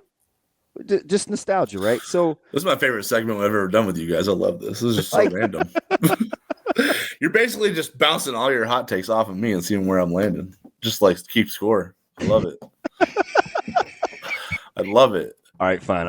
I'm going to No, I'm going hey, to keep rolling. Let's go. let me. So why do you think some coaches get the blame or the criticism of roster construction over others? That's like the new buzzword, Because right? that's kind of where we Even started though with- we act like roster construction hasn't been a thing historically, anyways. Why now is that the convenient argument? I just think it's like because we're talking about college in the same way we talk about pros now, and the GMs are the head coaches because they don't actually have GMs yet. Like they're starting to hire A them, lot but, like do. yeah, I know. Well, I mean, the ones that have fallen behind are like crap. I need to hire a GM because this is hard for me. The ones that want to stick around and still make their millies. But like that's the reason because now there's no. Like talent development all of a sudden goes out the window a little bit because like, you can just go buy a team every April, May, and June and then roll the ball out and, kind of a miss and let it rip. For the majority of college sports, though. We talk like we do that, but I don't know. I think that's what's happening. Who's it work? I think a lot of the talking heads, basically the way they talk about the game now is they talk about the game in terms of like all these head coaches are now basically coach/GMs. They're like player and basically the type of roster you put together year to year to year is how you're judged, less so than how you can coach a team up. You know what I mean? Which is funny because, like that's not the way we talk about like Mac or Hoiberg, honestly. Like or any of the coaches. Unless we want to criticize because for sure. Yeah. No. Hoiberg, the GM. Before Creighton, when the whole Pop Isaacs thing, and this isn't revisionist history, this was a thing. Well, the way that the roster's been constructed, and he's got all these fours. Yep, Fedor. Right? Yeah, when Fedor wasn't eligible. We didn't love the way that the roster was put together. So if we didn't, and those guys still win, like I think it should accentuate. We only use it when it's convenient, in my opinion, when we want to. Yeah, it's only useful as a weapon, not as necessarily as like a. Right. Oh, this is great. Look at the roster is what the roster is in good times and bad. But we only use it when we want to weaponize it for our narrative. T-shirt. That's how. So I land the plane with that because that's how the whole Kansas thing came about. I'm like, really? Yeah, I feel you. Like I know why you guys were arguing about that. I get it. It's just I just think I think it's double talk. But if there's a team this year, and I'll get you out of here on this, Matty, because this is a strong 30 minutes. If there's a team that's going to defy KenPom, right, the efficiency and the offensive efficiency and defensive efficiency statistics, we hear it every year now the last 8, 9, 10 years. If there's a team that can defy those metrics that you like in college basketball, who would it be? Is there one? Doesn't have to be. No, I don't think there is going to be one this year. Like I think Duke metrically is legit, but I also think they haven't been tested in about a month and a half, 2 months. Auburn, I think Auburn's metrically legit, and I think they are legitimately legit. Like I think on a neutral floor, good luck with all that. You know what I mean? Whoever you're getting. Houston, same regard. I think Florida's really good. That's like, honestly, it can get a little bit funny now. Like when you think about Michigan State, I don't think you love their offense this year, but I think you think that they might be tough to deal with. I do. I think I think you can say the same for like. And most people don't like them though, is because they don't have a certified go bucket. Yes, but I do like their versatility. Yeah, they won't be like a sexy pick all the way through. And I've seen Virginia win like that. Yeah, no, it's been done. I think St. John's, when you look at them offensively, you're like, ugh, you know what I mean? How far can they really go off of just like trying to create turnovers and grab offensive rebounds? But it's Patino, and he's done it. So like where there's a guy like that on the sidelines, they'll find a way. I think it's interesting you use Duke, because I could see Duke playing a team like New Mexico as like a 1-8, and Duke getting all they want. Yeah, no, I think if Duke's in a tight game, it'll be interesting, because that's the one thing Duke. They're a little front runny this year. You know what I'm saying? Yeah. Like they're just like when they get on the gas pedal early, they can put it away. But when they have to grind through like a dogfight, a 40-minute war, we've seen some warts. You know what I mean? We've seen them lose some games that now we wonder, can they actually go 6 for 6? But I mean, there's a lot of teams that kind of have one and not the other that you could see them just getting hot and making a run, like Bama did last year. You could see them just because of all the firepower they have. You could see them saying, all right, we're going to give up 90, but we're going to score 100, and that'll work. And I think of them just outscoring teams. And I get the final scores means you outscore them, but they'd have to really play that way. Could Bama win 6 in a row in the 90s? Because they're going to give up high 80s. And if they in Purdue? I like Purdue more than most, but I ain't going. But I mean, but like, like teams like Wisconsin that are just like more firepower than grit, like that. You know what I mean? Like there's a lot of teams out there like that. They either have grit and not firepower, or firepower not grit. Like that's why I think the tournament's going to be really kind of weird this year. Not only seeding it and not only putting teams in it, but also the way it shakes out. Just because there's not a bunch of teams out there that have the total package. These brackets have to trust a couple of guys that historically, if you want to trust Duke, it's a young coach that is not battle tested. If you want to trust the guy that hasn't gotten it done, so Houston, same deal. Yeah, it's going to be interesting. Yeah, the best teams in the country are all basically like new blood in terms of your Mount Rushmore conversation that this whole segment started with. That's our guy, Matty DeMarinis. You never disappoint, Matty. Glad you made us. Appreciate you guys. I don't know how we got through that whole segment. That's funny. Next time, we're going to talk about my hot take that Pam from The Office actually kind of sucks. Pam sucks, huh? Not Jim? It's Pam first? Whoa! We don't have time for that today. You don't think Jim sucks? Have you watched The Office, bro? Dude. Like 1,200 times. That's my guy, Matty DeMarinis. Check him out at WhiteBlueReview.com. We'll talk to you later, buddy. See you guys. More Hurrdat Sports Live coming next. Welcome back. Hurrdat Sports Live here at Hurrdat Sports Bar and Grill. That's DBM Ravi Lulla. We are joined now by our colleague at Hurrdat Sports, Jacob Padilla. What's going on, buddy? Good morning, Ravi. I'm doing all right. Hi, JP. How are things? We just had a very spirited conversation with our fourth wheel, Mr. Matt DeMarinis. So everybody's a little fired up. So hopefully you can get caught up to speed quickly with some of your clapbacks, because you may, I don't know what course this may take, but you may have to go full-fledged Jacob with the sarcasm here just to defend yourself. Well, I'm going in blind, so I guess we'll have to react on the fly. What could go wrong? Yeah, what could go wrong? What could go wrong? JP. All right, let's get into it. Let's start with local here, because if we do get into a larger conversation, I at least at some point want to ask about the two local teams that are still playing tonight. In your opinion, I came into this saying, I'm going to start with Nebraska. I came into this last 3-game stretch saying to stay off of the bubble, they had to go 3-0. That put them in. If they did anything less than that, they would be on the bubble and the risk being at other people's mercy, with the caveat that the one could not be Minnesota. At least one of them was Minnesota. So here we are now. They've got 2 games left. Is, in your opinion, how much work do they have left to do? Just ask him if 2-0 gets him off the bubble. Well, I don't think it does, so I'm not even going to start there. Jacob, do you think 2-0 gets him off the bubble? My question is, how many do they need in the tournament to get off the bubble? Well, I mean, it might be difficult to get entirely off the bubble unless they go on a big run. I mean, obviously, the later you get in the tournament, it's kind of complicated because the less those games seem to actually matter, but the better the chances for wins are for a team like Nebraska. But that being said, there's right smack in the middle of the bubble right now.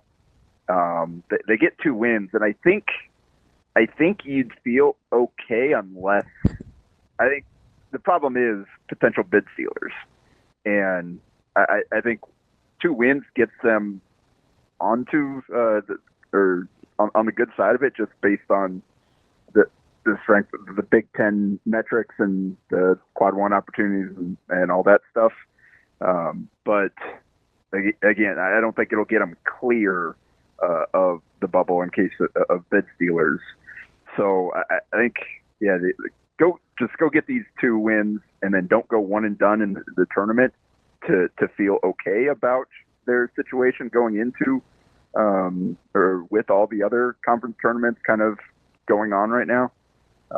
But yeah, that Minnesota loss was very damaging for their mental well-being going into the stretch. Why I wanted Ravi to simplify it is because 90% of the brackets out there have Nebraska in. So, yeah. I mean, if you just operate on that basic piece of information, if you go 2-0, you don't have to worry about it. Everybody has you in for the most part. Yeah, I think so. Like, I don't. One thing, the Ohio State team is a team that you're like in the exact same neighborhood with. So you hand your direct competition another loss, and the head-to-head loss there. That certainly won't hurt. You're standing in kind of with that team along with others there. So I guess there's a little added bonus for that game. Plus it'll be quad one game at their place. So that could get you another quad 1. So you get that win that might undo some of the damage from the Minnesota game. And again, they're still kind of hanging on to the right side, if just barely.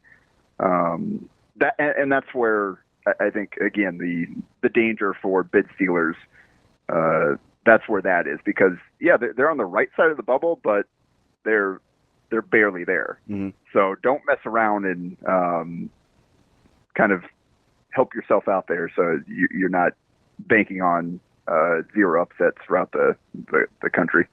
Okay, Jacob. So I, like Nebraska, want to get off of the bubble here and talk about how they're actually playing in the games, because you like what I did there. What bothers me almost as much as the Minnesota loss and how the resume is starting to shake out is how many times I look up and Nebraska's down double digits, 15, 18, 19 points. And yes, they show a great amount of resolve. DB and I have talked about this a lot. They show a great amount of resolve to be able to consistently fight their way back from that position. My question is, why do they keep finding themselves in that position in the first place against seemingly like opponents, whether it's Penn State, Northwestern, Washington, Minnesota? Like, why do they keep finding themselves there? Yeah, I think so. We've seen the way they play defense in particular, it makes them susceptible to some games like this where teams just hit them with an avalanche. But it hasn't necessarily been that all the time recently, where teams just hit a bunch of threes against their scrambling defense.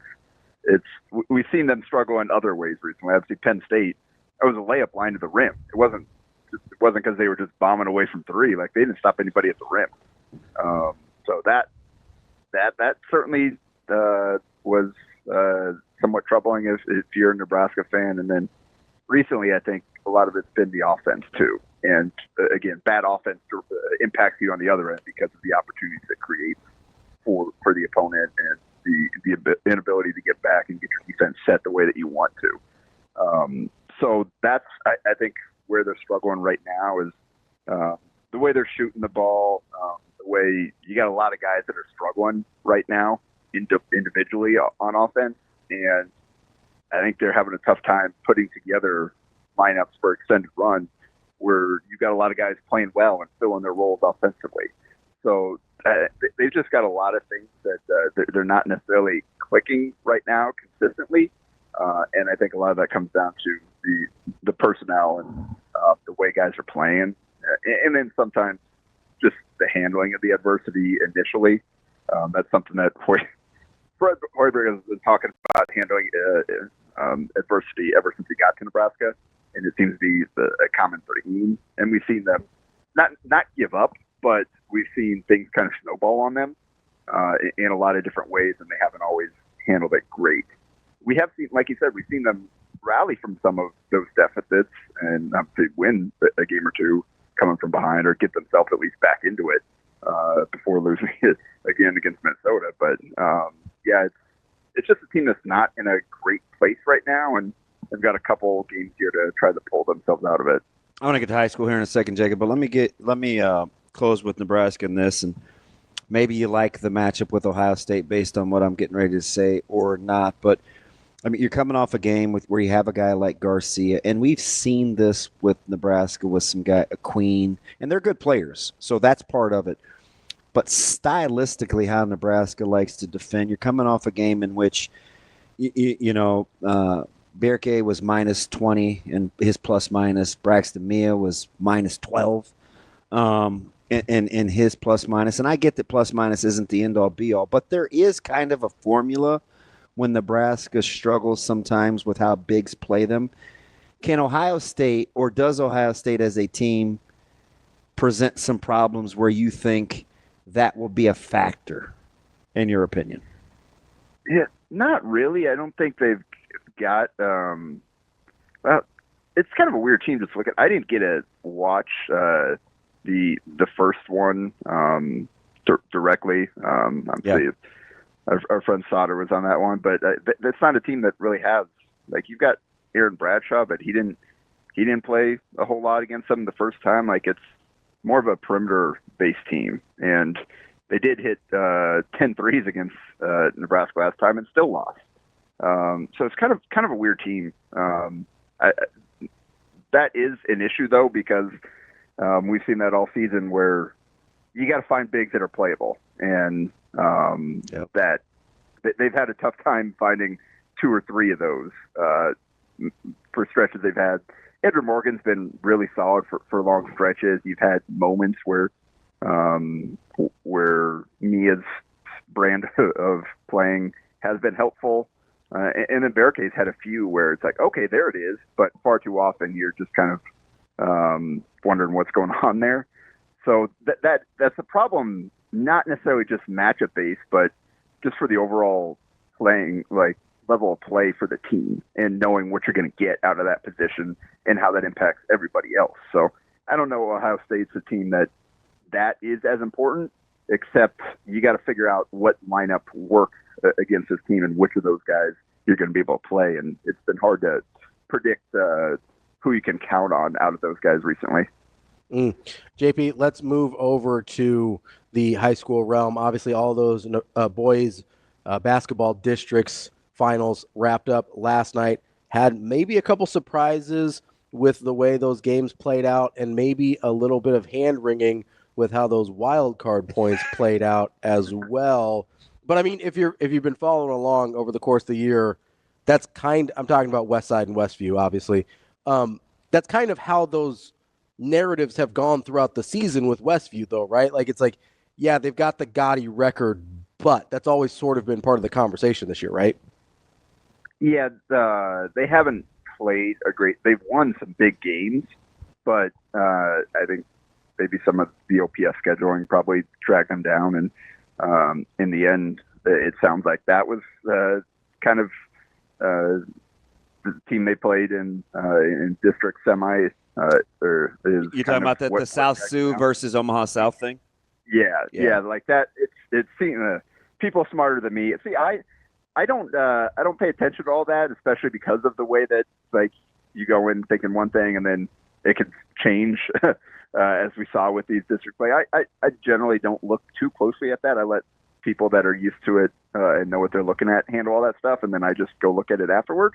But that's what it sounds like is that was what flipped it, because it was Westview was certainly ahead going in there. I mean, they had a great season. It's just wild. We talked about how from the start of the season, kind of how open this was and up in the air, and I think so. To see district upset isn't shocking. It's just the fact that as we've gone into the season, we thought things had kind of established themselves in the tiers, and then at the very end here, we get hit with this where, I mean, just look at the games that we at Hurrdat Sports chose to cover. The ones that ended up being great were not the ones we went to, just based on history, and the ones we did all ended up being teams winning handily. So, we kept us guessing. And we guessed wrong in terms of going to the right games last night. But that's what makes it fun. You never quite know what to expect.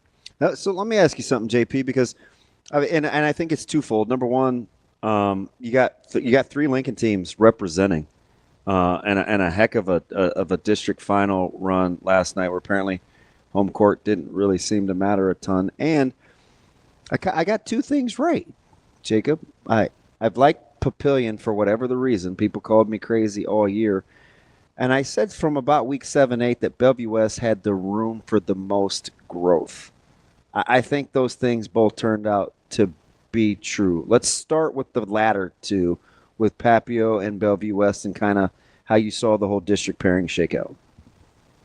Yeah, well, you called that Papio. Like you said, there was something about them. It's just weird. And, I didn't even know what it was, but yeah. Yeah, Westview found out. I mean, Will Pope's done a great job with that team, and I just don't think you can beat them playing their style. If you let them bog and muck, they're just hard. They're tough.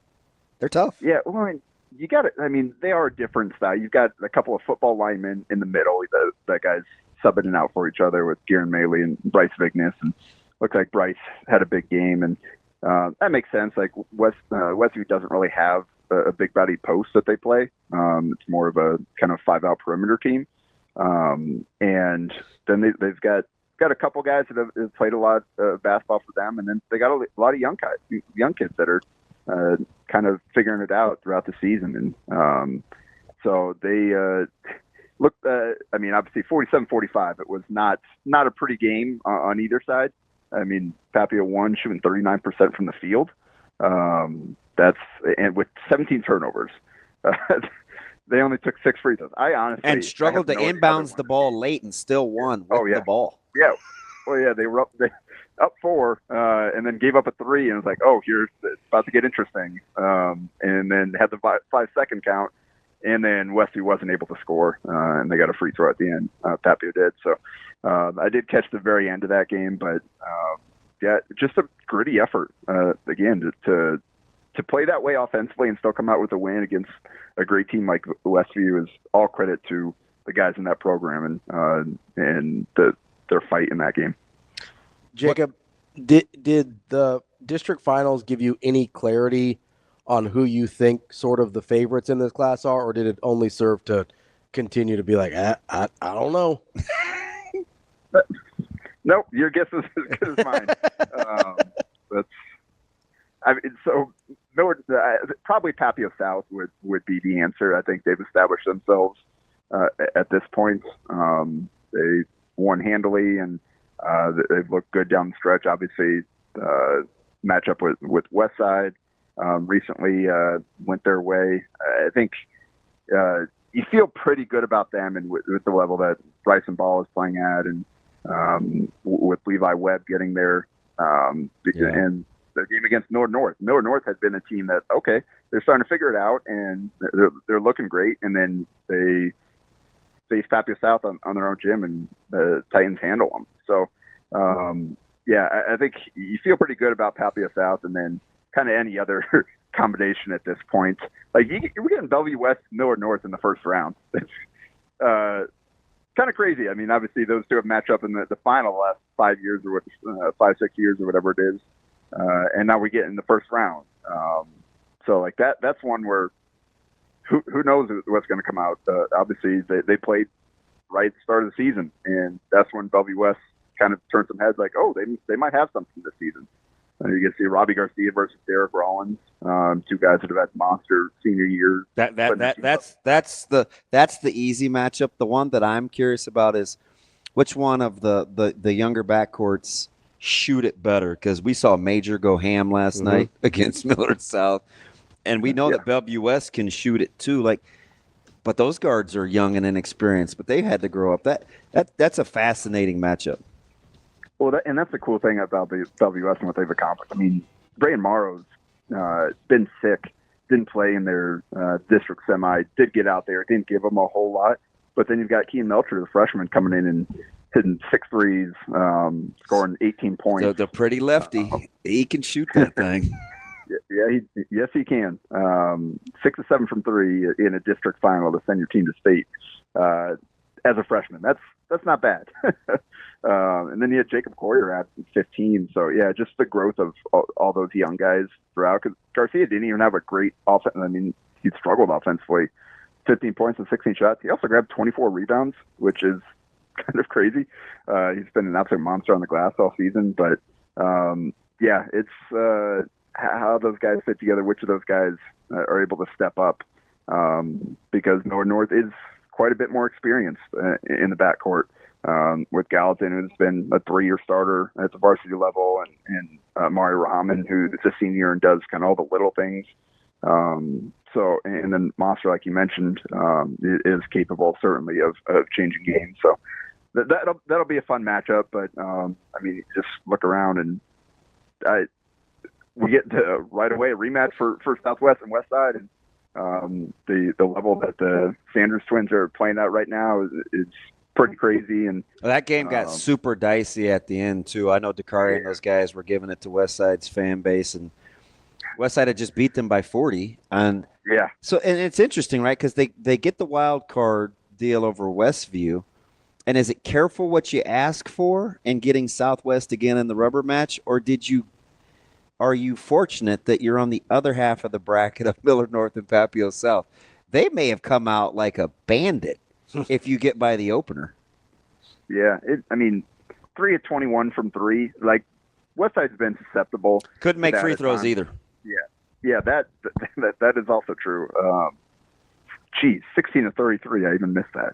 My goodness. See, so that's a recipe for, I think, you coming out of that game feeling like, all right, we let one get away, and getting to see that team that, like, obviously you never need extra motivation at state, but that quick of a turnaround and against a team that just beat you in a game like that where you feel like you let one get away, Westside's going to be as locked in as they possibly can be. So, I think someone pointed out, you got all these teams have lost to all the higher seeded teams have lost to the teams they face in the first round, which makes for certainly an interesting start to state. And their level of surprise. You got 3 Lincoln teams. Maybe that's not the story, but how about one of them not being Northeast with probably the best player? Yeah. Well, that's what I talk about, where it seemed like we had kind of figured things out. Teams had established themselves, and then here we go at the end, and kind of surprised there. And against the Northeast that beat Southeast twice in the regular season. I was there for the first one when they stole it in overtime at Southeast place. Really good job by Joey Waring and his group to get them ready for this game and to pull that out. It is kind of sad to not have a guy like Lazarick Houston at state down in Lincoln, because man, he can be fun to watch. But rivalry games in district finals always produce some interesting results. So it's unfortunate, but that's Southeast earned that. So it'll be fun to see them going at it as well. All right, best luck or best wishes getting ready for your pod with our main man that we got up and Adam too. He's already fired up, so this should be a fantastic pod coming up. Yeah, it'll be fun to talk about. We we've got girls state preview coming up, and then got to react to all these games like we were just talking about. I don't know. Maybe we'll get into the wild card points. Maybe we won't. We'll see, because people seem to be fired up about that in my mentions. All right, buddy. That's our guy, Jacob Padilla. We got to shout out our very own. Well, Nick is one of our own, but I'm torn, man. I'm happy for Alex too, Bob. Yeah. Getting those guys to state, man. So shout out my man Alex Ball too. Jacob, appreciate it as always. We'll talk to you later. All right, sounds good, guys. Thanks, JP. We will get to our guy, Mike Schaefer from Husker 24/7, coming up next. We're back here on Hurrdat Sports Live, presented by Centris Federal Credit Union. That's DB. I'm Ravi Lulla here at Hurrdat Sports Bar and Grill. We are joined now by our Tuesday friend, Mike Schaefer, Husker 24/7. What's up, Schaefer? Not a ton. How are you guys doing today? Mike J, we are good. Just being argumentative and combative as always. A lot of hot takes. So I'm sure as a guy whose needle stays. Give me the hottest. What's the hottest take that's happened this morning? Sports related or non-sports related? I'll let you pick. I can, I'm a man of the world. You're a TV guy. So the hottest take we've heard so far, non-sports related, is that Pam, in all actuality, sucked on From The Office. Yeah. And the hottest sports take is Probably wouldn't. John Wooden should not be on basketball's Mount Rushmore. Okay. The sports one seems pretty nuclear to me. The TV one, I think, is like a mildly warm queso. Mildly warm queso. Okay. That sounds like a weird name for a cover band, Mildly Warm Queso. I'd go to that cover band. What are they playing? Mildly Warm Queso. I feel like it's late 90s, early 2000s punk rock covers. Mildly Warm Queso. Just Dave, some, I think some you've Green Day. I'm in. Mastered this self-awareness thing. I know you've got, because you're smart. It's like, it's all about your delivery, right? Like, do you pay that any mind? Are you cognizant of None. Oh. It just comes out of my mouth. It's like my involuntary faces, DB. Well, the first one sounds kind of nuclear.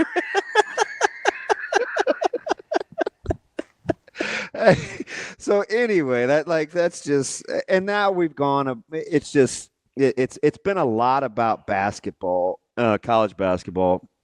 And I want to hit a couple of topics with you, but I want to stay with college basketball, especially with the big one tonight. And we just kind of been on this back and forth over when basketball and how we use the term roster construction, right? When we want to use it as like a negative and we want to hold coaches' feet to the fire, it's like, oh man, the roster construction.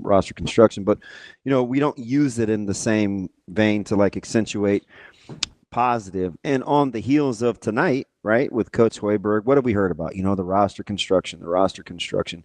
When do you think that kind of started being a viable thing to kind of weaponize when we want to talk coaching prowess?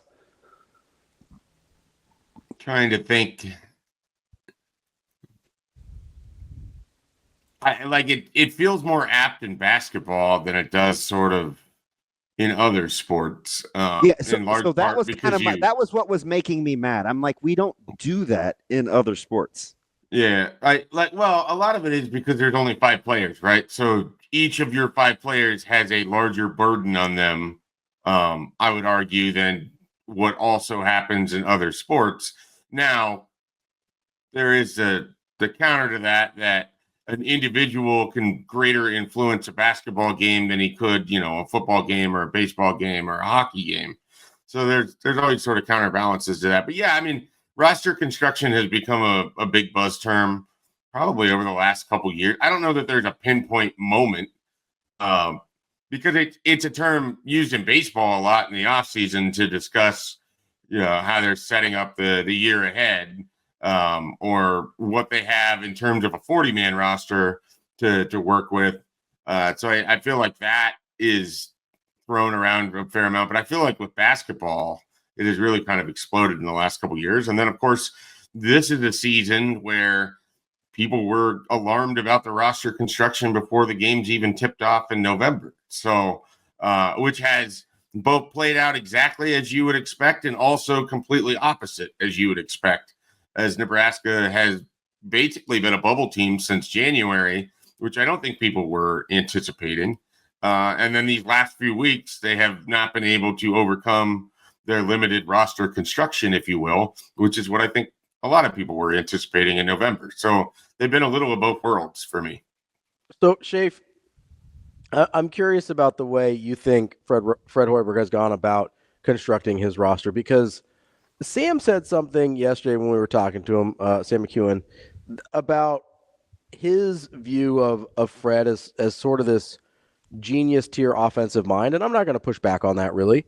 My question is, though, it seems like he kind of goes out of his way not to put together a roster that would play offensively the way we think he wants to. How do you kind of justify those two things, where you look at the roster the last couple of years where they've been pretty competitive and doesn't really feel like a Fred Hoiberg roster, but then you look at what he's probably the best at coaching, and those two things don't really seem to add up, even if you like the roster in a vacuum. You know, what's interesting is just last year, before the season, Hoiberg was unbelievably enthusiastic about what he had because he believed that much in Rink Mast. Like, Rink Mast was the center of everything that was going to happen in 23-24. And so using that to kind of look forward, they couldn't find, like, that wasn't a one-to-one replacement they were going to find in the transfer portal. And you have the sort of awkward thing where you're expecting him to play in 25-26. So you're really looking for kind of a one-year fit-in piece. And I think they were hoping that Andrew Morgan could be not Rink Mast, but sort of Rink Mast light. I think they were hoping for a better outside game from Andrew Morgan, that he could do some of those things. You'd have him for a year. You pair that up with one of those other guys in Burke or Mia, and you have a pretty good front court, and you rotate the third person in and through. And I don't think that has played out as he wants. This year, they've certainly gone harder for a traditional point guard than he has since he's had Cam Mack. And in a strange way, it's kind of just completely blown up in his face. I mean, you're at the end of the game on Saturday, and Raleigh Wooster checks in for like the first time since the 16-minute mark with 20-some seconds left for the press. They weren't playing their point guards at the end of the game against Minnesota. They've reached a point where Raleigh Wooster and Ulis have been such net negatives at points in February, you can't even play him. So he went in a slightly different direction, it felt like, for 24-25, and his gambles did not work. And finding a point guard has been an issue for Nebraska really since Cam Mack, in that they just haven't been able to zero in what they want. You had Sam Greitzel, where that was a point forward. You had Rink Mast, where he basically was point center for them. You had Delano Banton, who was a point forward. They tried the Verge experience, where they didn't have a point guard and they had multiple guards. Trey McGowan's was never really a point guard, but he could play it a little bit for him. So I just feel like he hasn't settled on who he wants to be the primary ball operator, because I think he wants all of those guys to be able to sort of do it in fits and starts. And I think he had a unicorn in Rink Mast last year, and it made everything else easier. And they really could use a guy like that right now. I mean, one, for his consistency in scoring, but two, I just don't think they were able to replace it. And he has pieces in Bryce and Jawan and everything else, but it just feels like a very incomplete team this year, or has at times. And I don't know that there's an easy answer as to how we got there, other than I think he's still tinkering with what he wants it all to look like. But I don't think he plans to play like it was Iowa State.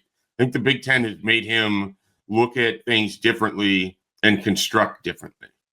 Chafe, 95% of the brackets out there, composite, have Nebraska in, right, if they handle their business. And I'm not saying that, just go out and win as though it's easy, but I'm saying, why do you think there's such the hand-wringing and consternation if Nebraska can still control their own destiny, if you believe the bracketologists out there? It's a vibe thing. I mean, they lost 4 out of their last 5. They had a 6-game losing streak at one point.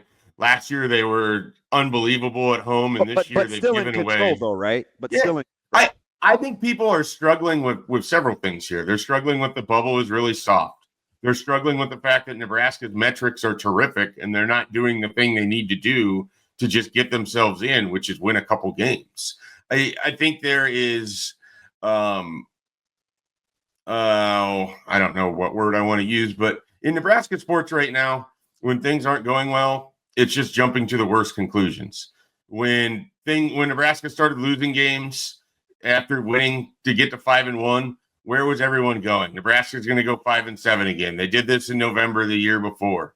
When baseball starts off slow and it doesn't go well, the expectation around here is that it's going to continue to not go well. I mean, this is a place where the vibes for men's sports haven't been very good lately.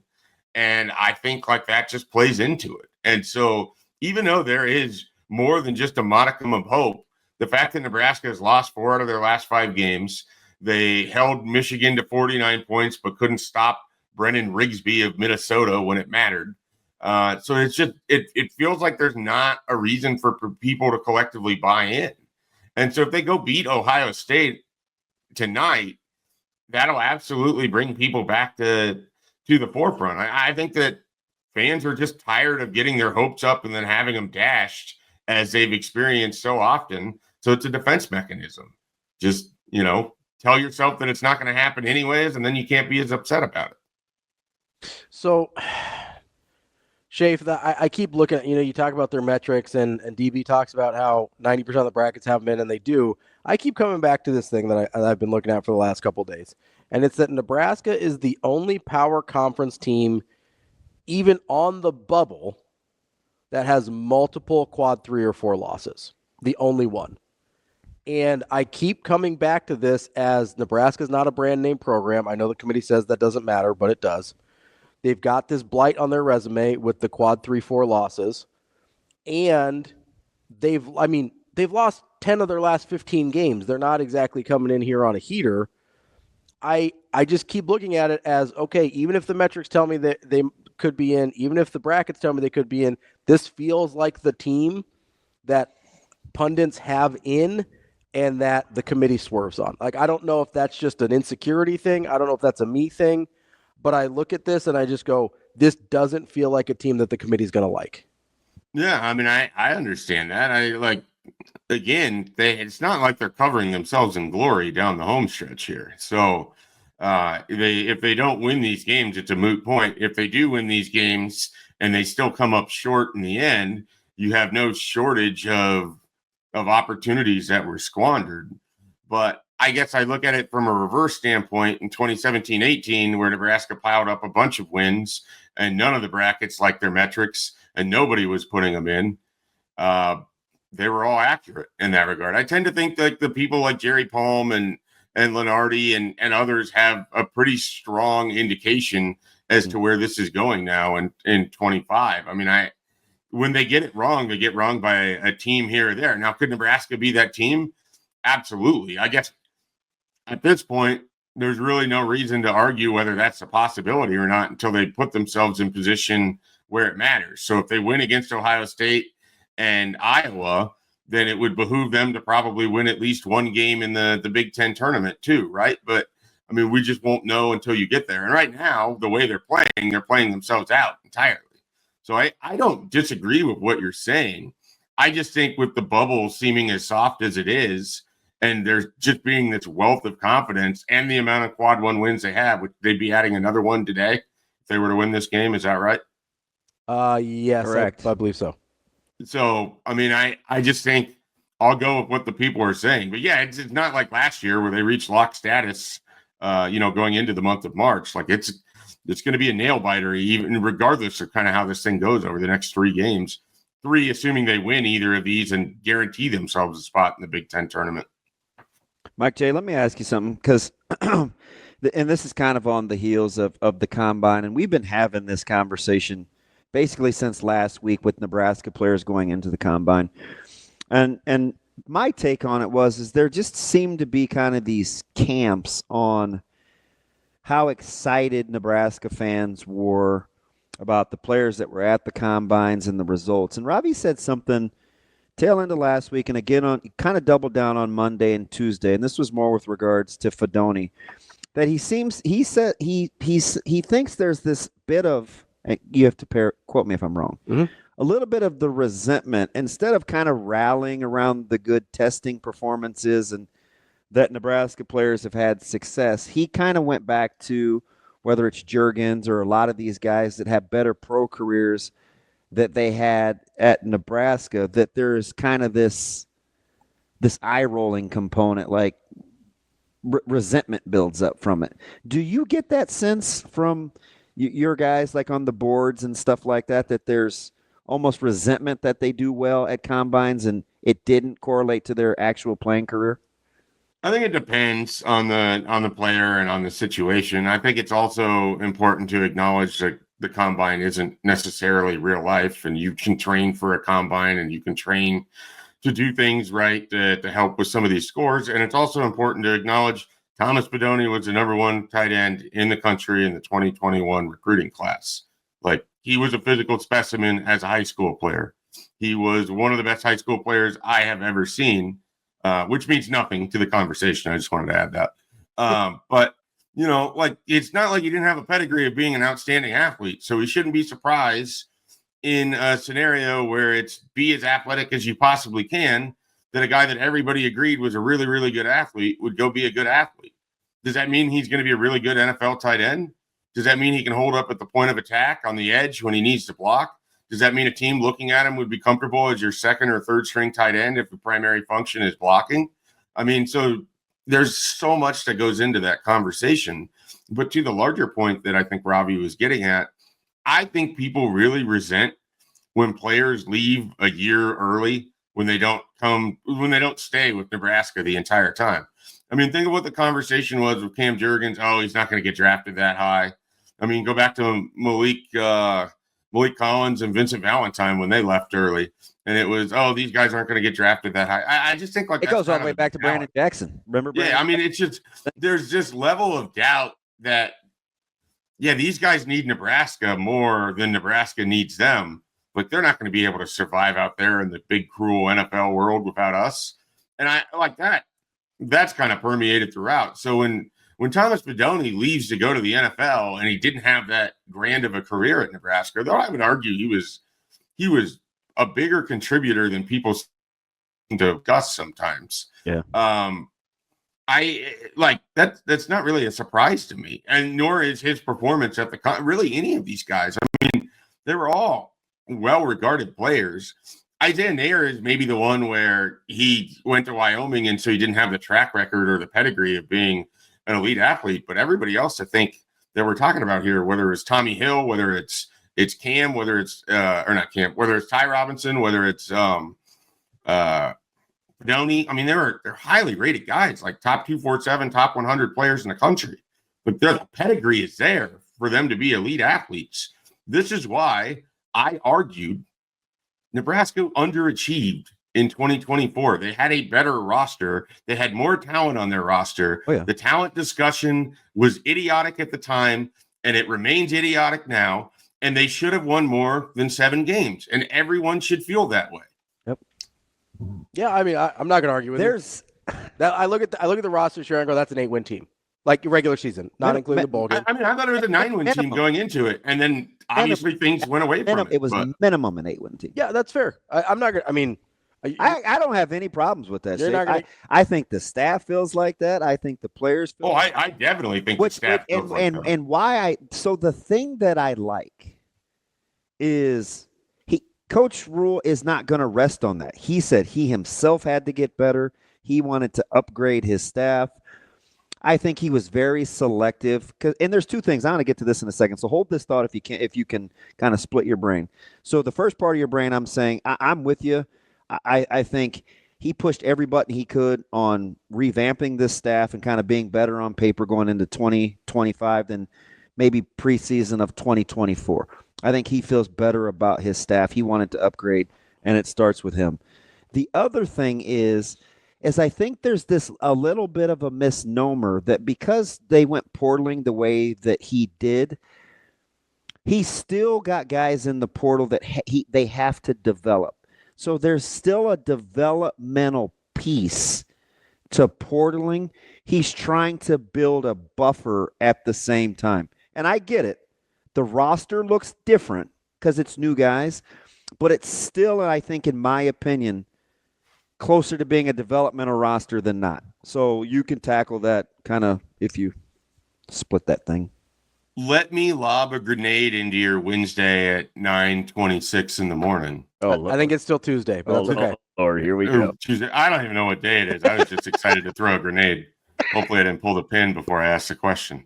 How many seconds is it? I don't know. Let me throw this at you guys, because this is what I am wrestling with in my brain when I think about Nebraska football for 2025, and I think about Matt Rhule, and I think about all the conversation about a development program, and Matt Rhule is a builder, and look at what he's done in his third year at these other stops.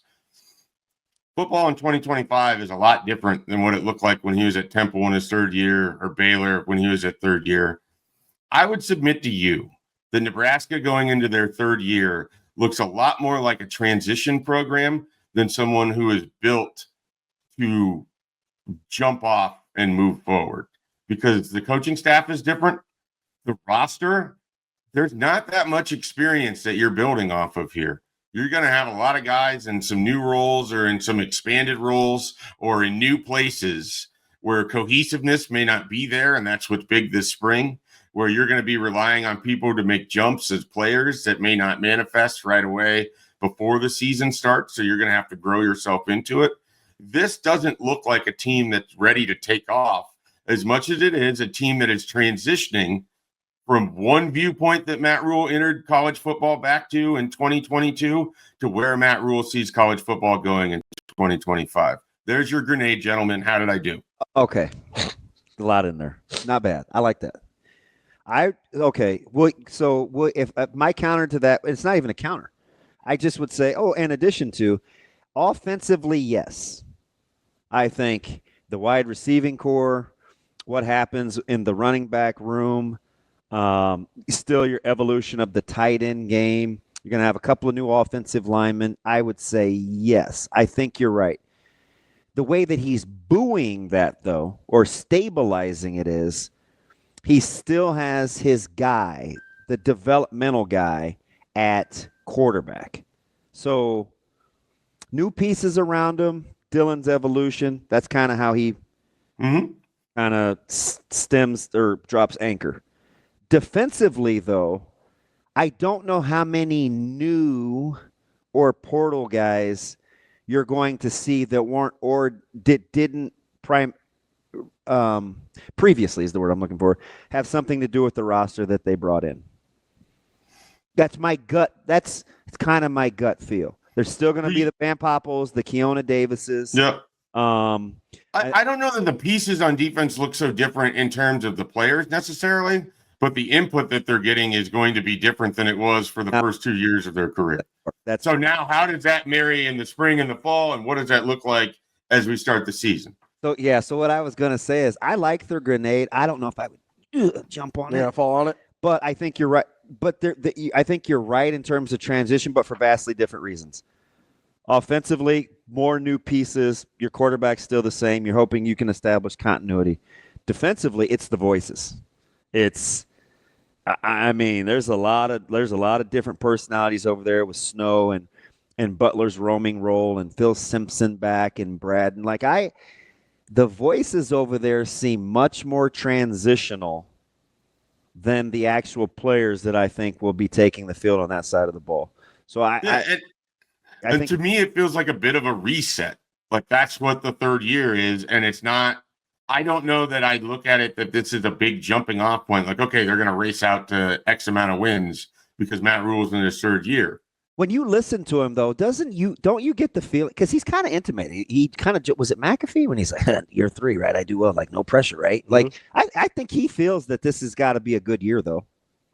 Oh, I think he feels immense pressure. He wouldn't have made those moves and done everything. I mean, what I appreciate about Matt Rhule, I don't think he thinks transition. Well, I can't speak to that. Well, I think that's why he kept. That's why he surrounded Butler with the pieces that he did. Right? I think he thinks he may have upgraded at D-line, which If he's right, man, Watch out. kudos and shout out. But he still got Dvorak. I think he gets a similar personality in Addison. He gets Snow's philosoph and ability to adjust on the fly. But the regiment under Butler is still the same as it was a year ago. I think. Shane, stop doing that. Thank you. We're not kicking you off yet, Shay. Sorry about that. You know, your show. I just happen to be here throwing grenades in the middle of the end of my interview segment. So I mean, I'm gonna be shook by that. So because it makes sense the way you worded it. Schaefer, let me ask you this: if you feel this is a transitional year, or reset year might be a better word for reset in terms of philosophically, you mean? Philosophical reset. Can I ask something real quick before you go? Yeah.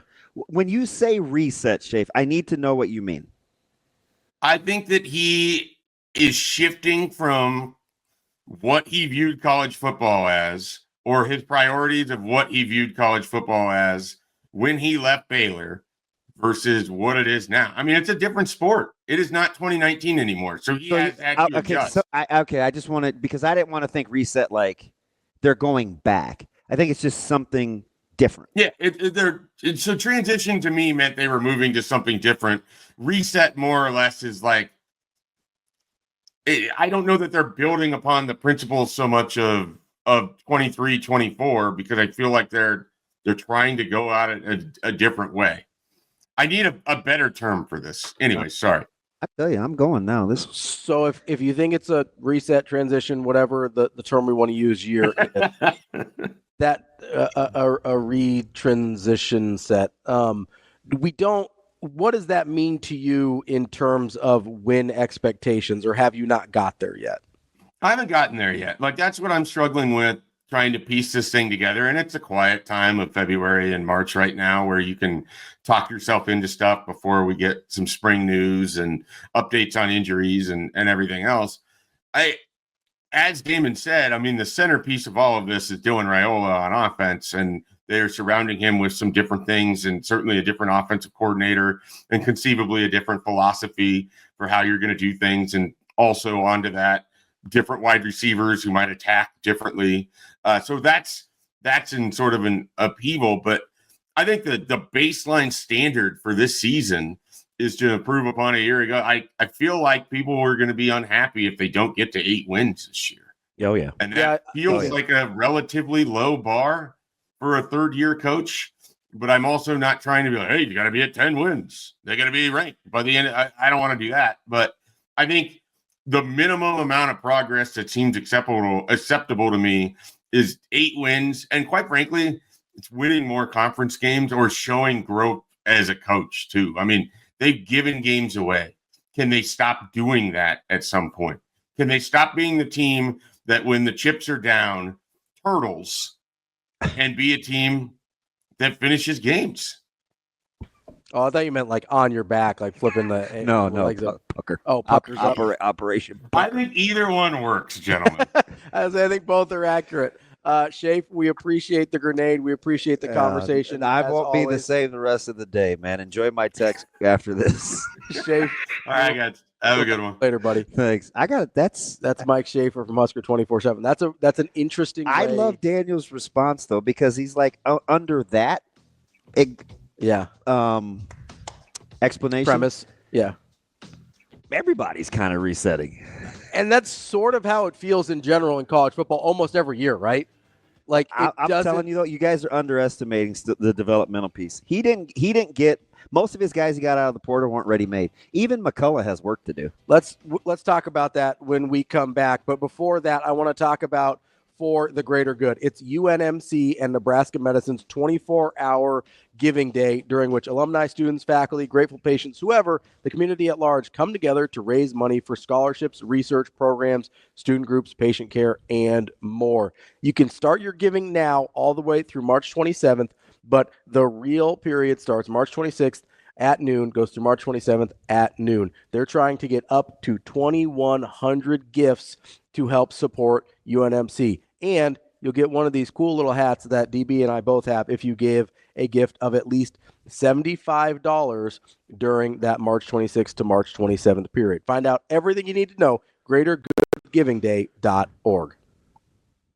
Welcome back, Hurrdat Sports Live. That's DB. I'm Ravi Lulla here at Hurrdat Sports Bar and Grill, and we are brought to you by our friends over at Centris Federal Credit Union. You know there is such a thing as the credit union difference, and Centris brings it to the table. When you bank with a credit union, we're banking with people that live, work, and play right in your community, and that matters when you're with an organization that believes in the power of helping people. That's Centris Federal Credit Union. Make sure you get to centrisfcu.org to check out all the services they can provide you with, and go there with the comfort of knowing you're with people in your own community. It's centrisfcu.org, federally insured by NCUA. No, Schaefer's got me shook the rest of the day. Yeah, he hit you with that. Yeah, because I just think it's interesting, but he's not really wrong. Sure. I don't know what you call it, but I think it's what everybody's doing. I would just caution Nebraska fans. I would say this: we keep putting on the program that the chain. There's been a shift, a philosophical. We heard Snow allude to it. Coach Rhule has said it's different, but we haven't quite said why. I think the fan base thinks something different than what the coaching staff is actually saying. Oh, okay. What do you think the difference? Because I do think we're getting it from the staff. I think we're talking about two different things. What do you think the fans are talking about? I think the fans think they're all in on this player acquisition through the portal. Okay. And they better get used to X, Y, and Z. 20 new guys from the portal every offseason. I don't think that's what Nebraska's saying. What do you think Nebraska's saying? I think Nebraska's saying even if we do get guys from the portal to plug holes, we're still going to be we still have to be in the developmental business because we're playing the long game with our guys. Yeah. That's what I think they're saying. So I don't think the panic should set in that, because if you look at the way the roster's built with the Moseys, you just have to look and see what's in the room, and it will give you a gauge on the direction that they're trying to move. They're still in the business of supplementing, not supplanting. When you start talking about supplanting, then I think you can talk about a wholesale philosophical shift. That's still my opinion. Yeah, so I would tend to agree. I think there's... Don't let me talk you into it. No, I don't think you have. I just wasn't sure what you look at the guys they brought in. Who's ready-made outside of Rocco, and even Pritchett's not ready-made. He's got 12 starts, but he's clearly he has work to do. Yeah, he's probably closer to coming in as a starter than some of the other guys, but I wouldn't say he's a finished product by any means. Rocco, I would call a finished product. You said in the last one you don't think Deshaun is a finished product. The only other one I'd put out as a finished product is probably Dane Key. Yeah, I'll give you that. Dane Key's probably like, hey, wrapped up, ready to go get some balls, right? Yep. Like that's him and Rocco are kind of the only, I would call them Band-Aids, right? The only philosophical shift I think has really been, hey, instead of only going through the high school ranks or primarily. I don't think it was ever that though. No, but last year there was. I think it was their preference. Yes, instead of their heavy preference, I would call it being, hey, we're going to develop with high school guys. I think they're like, hey, we can develop also with transfer portal guys. Not all transfer portal guys are created equal. They're not all $1 million guys out of the portal. And he's still not at a point where they want to jeopardize their culture. Right, with like a stopgap or a Band-Aid or whatever else, right? They've shown that they won't overpay. Look at the guys that they won't be victims of the market. Look at the guys that they've gotten out of the portal. Well over half of them are multi-year guys. I said it from the jump. These are not necessarily Band-Aid fixes. Now you go, okay, they had a couple places on specialists, right, that they needed a couple guys, go get them. That makes sense. And then you're like, hey, we probably need instant help at a couple of these spots. They went out and got an offensive lineman. They went out and got a wide receiver. Aside from that, most of the rest of this group are either young guys or guys with multiple years. McCullough kind of falls in that in-between zone, a one-year guy. Because of his health. A one-year guy that needs some development. And he's still learning a new position. And go back. I'm trying to I'm not going to lead anybody. Mm-hmm. Go back and listen to Phil Simpson's press conference. If nothing else, if you don't believe one word I'm saying or whomever else, about the blend of what they're trying to do in the program. I thought accidentally, outside of him talking about the staff's development, he answered all of our questions, whether it's the guys in the room, the difference of the guys in the room, the blend of the guys in the room, the talking about the staff. And then even when he's asked specifically about McCullough, hey, we're still working on this, this, and this. He's working here right now. You have to still be able to do this if you want to do this. So I like the early stages. Hey, we're even looking at his frame, nutrition. Does that sound like ready-made? That doesn't sound like a Band-Aid or a stopgap. No. That sounds like a guy they're trying to get better. So I instead of hearing what we want to hear, I think we have to hear to acquire the information. So because I think the quiet that surrounds this offseason right now is 100% to do with both parties, not only the fan base and the media, but the coaching staff. The coaching staff is on this shut your mouth, go to work. Just win football games. We're not talking about this. We're not believing this hype. We're not getting in. Hunker down and get better. Right? Snow said Rhule kept those guys for 6 hours. Okay? He's maniacal. And he's going to point the finger at himself. Well, and Simpson said, hey, we've got something to prove as coaches. Right? And that's why he liked the blend of the coaches. Again, just go back and listen to that. It'll answer a lot without us asking him one single question. The other thing is he's trying to insulate the players from believing the good or the bad. Just shut your mouth and go get better. Play football. That's it. That's what he wants them to do. Right? You know, some guys post these IG stories about accolades and stuff. And what does Coach Rhule? The eye roll emoji. Get off social media, go get better. Oh man, Coach, man, you're right. Hey, Caleb, you ran 21.92, Dad. Zip it, man. Gotta go. There's more work to do. Right? Yeah. When the culture is replacing or is supplementing like a good father-son relationship, it's a powerful culture. Even if it hurt my feelings at the time. Yeah. Right? Hey, not done yet. Got more work to do. We got mad drills in the morning. Came with a price. Relax. Yeah. Well, who are you talking to? No, I didn't say that. I thought it. Oh, so you meant it, though. But so I don't think it's almost like we fast forwarded that. Oh, you know, we don't know these players and we can't get emotionally connected. That's not it. What it is they're not going to give you much. It's the whole painter thing. Hey, don't worry so much about social media. You have to get to the point where you don't believe your own hype and you don't believe your own demise. How many times has Coach Rhule intimated, you know why we lose close games? We're not good enough. We're not good enough. Do you know why we can't win in all whites? Well, it seems like we only pull them out against top-tier teams. I bet if we pulled them out against Houston Christian, probably get that one. We may win. Yeah, you may get that one. Stop overthinking it. Just get better. Yeah. Right? Yeah. Well, and there's this. Oh, man, can't wear the all reds, man. You see the last time we wore all reds? Yeah, we played. The surrender whites. Yeah, man. We weren't having a ton of success against Oklahoma then, right? Can I tell you how much I hate the Dude, it drives surrender me. white talk? Don't get me started. It's so dumb. Hey, don't get me started. But, I kind of think about when you're talking about sort of trying to get guys to insulate themselves from positive and negative, because we always think about the negative, especially here. Right? Hasn't been great around here. You don't like the throwbacks or the alternate uniforms? Stop wearing them against Ohio State and Wisconsin. Yeah, go wear them against somebody that's bad. All right? We'll figure. Try them against Purdue. Hey, see how that works. The All Blacks look really good against bad teams. It just drives me crazy how we believe our own nonsense. Like we speak it into existence. Well, so here's the thing that frustrates. I mean, we're always looking for an excuse.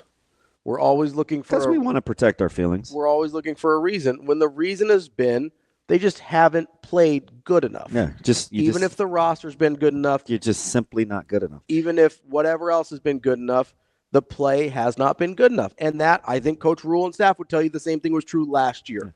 That for what they had in the rooms, they were not. The play on the field wasn't good enough for what they were capable of. That's the bottom line, and that's the bottom line with. His feel is off. Shane, kill the music. That's the bottom line with this team. That's the bottom line with 0 for 3 today, bud. That's the bottom line. You can't help but to love him. With these Yeah, past, but the next one's a home run, buddy.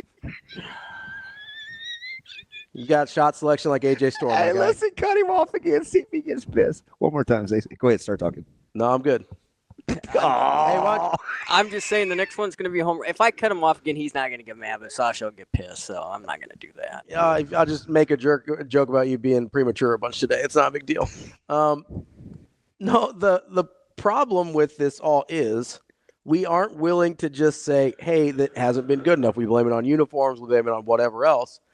And I think for once, this coaching staff is putting themselves in a position to be, hey, we're going to put in the work to be good enough, and then we'll let the results be what they may. We're not going to listen to all this other stuff. But here's the other thing that I think you said that's important. In trying to thinsulate from not just the negativity, right? Because that was sort of the conversation with like Thomas Fidoni earlier this week is, don't clap back at the negativity. Don't do this, whatever. The positivity can be as damaging if you believe your own hype. Especially if it's not habitual enough. And if you're not there yet, if it's not real, right? If you're out there and if you're a guy that has some early success, but you don't have the track record and you're not really that guy yet, you have to have some self-awareness to know, hey, I got more work to do. If you're Caleb and you're like, hey, let's say he breaks 22 miles per hour. That'd be incredible, right? Let's say he breaks 22 miles per hour. Guess what? He hasn't started a game yet. He knows that. Yeah. He knows like 22 miles per hour gets me 0 wins. I have no wins. Do you know how I know he's right? How? Try rushing for 127 yards against Texas Tech and out rushing Bam Morris and getting your ass benched the very next week in Pasadena because you can't handle success. Sure. That's not him. No. That's his old man. Yeah. Right? 100%. Don't believe the good either. The positive, there's this, and as I'm telling this story, we can go to break, Shane. So there's this, I've talked about Roger Federer and his only winning 54% of his career points, right? He tells this story. He was given a talk, and he goes, hey, the reason I pay attention to that number is because, hey, I hit this incredible overhand, backhand winner. Guess what? There's a chance I'm going to lose the next point. A pretty good one. Probably about a 50-50 chance I'm going to lose the next point. So just keep going. Hey, I hit this shot. I sky it way out. Terrible shot. That's all right. There's a pretty good chance I'm going to get the next one because there's 50-50 next point. Like, you got to stay even in these games and in these seasons because you're not as good as the good. You're not as bad as the bad. You got to stay in the middle, and that's where you find a level of consistency Nebraska has been struggling with for the better part of a decade. We'll wrap up the show coming up next here on Hurrdat Sports Live. We're back here to wrap up Hurrdat Sports Live here on a Tuesday. That's DB. I'm Ravi Lulla. Let's get to a little bet on it here, DB. Any games you like tonight? Yeah. But still, I got a few. What do we got? I like Toledo. Toledo hosting Akron. 23-6 and 16-13 Toledo. Little disparity within the conference. Chunky number 5. I do like your Rockets. You taking Toledo? Yeah. Ken Palm has it an 8-point game, so there's a gap there. Yep. What else we got? I like Virginia Tech, the Hokies. Big ACC guy? Getting 8.5 from Carolina. Ooh, okay. At home? Not a chance. You think Carolina wins but doesn't cover? Yeah. And they could lose. Yeah. But I think they win and don't cover. So I definitely would take. We got the Hokies plus the 8.5. Yeah, baby. What else we got? And you're gonna love this one. Uh-oh. With all the hype. Uh-oh. All the hype. So much hype. Surrounding your Auburn Tigers. Uh-oh. What are we doing? I'm gonna take your Trev Alberts. Texas A&M Aggies getting 4.5 at the house. I've got it up to 5.5 now. Yeah, give me all of them. 5.5 point dog. Texas A&M. Give me all of them. Well, I always knew you were a Trev guy, Yeah, I'm not saying wrap them. I know you crazy $5 parlay guys. I'll give you one more too. Well, you want 4 and you can take your pick. Yeah, I also want the local teams tonight. Not as a lock. Just give me your lean. Well, I got something for you. All right, what do you got? Because I know I'm like the back of my hand. Okay. What would you make New Mexico, Nevada? Ooh, I know you really like New Mexico. Yes, I do. I don't have a great feel on Nevada. Where's that? Is that the Pit? No. It's at Nevada? I'm going to say New Mexico. What's Nevada this year? 16 and 13. Okay. I was going to 10, 11, 12. Them two, Coach Mac. I thought they were in that neighborhood. Choir. Give me New Mexico by 6.5. It's 1. No. Yeah, give me Nevada on the money line. Ooh, that one's a little spicy. All right. See, Operation Stanky Leg. all right. These are not locks just for people. These are just our leans on the local games tonight. Take Creighton. You got Creighton plus the 10.5. Take Creighton.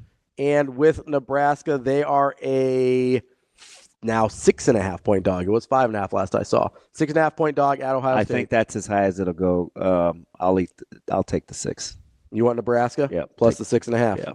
All right, DB riding local. There's four master locks. I'll take it. What is that?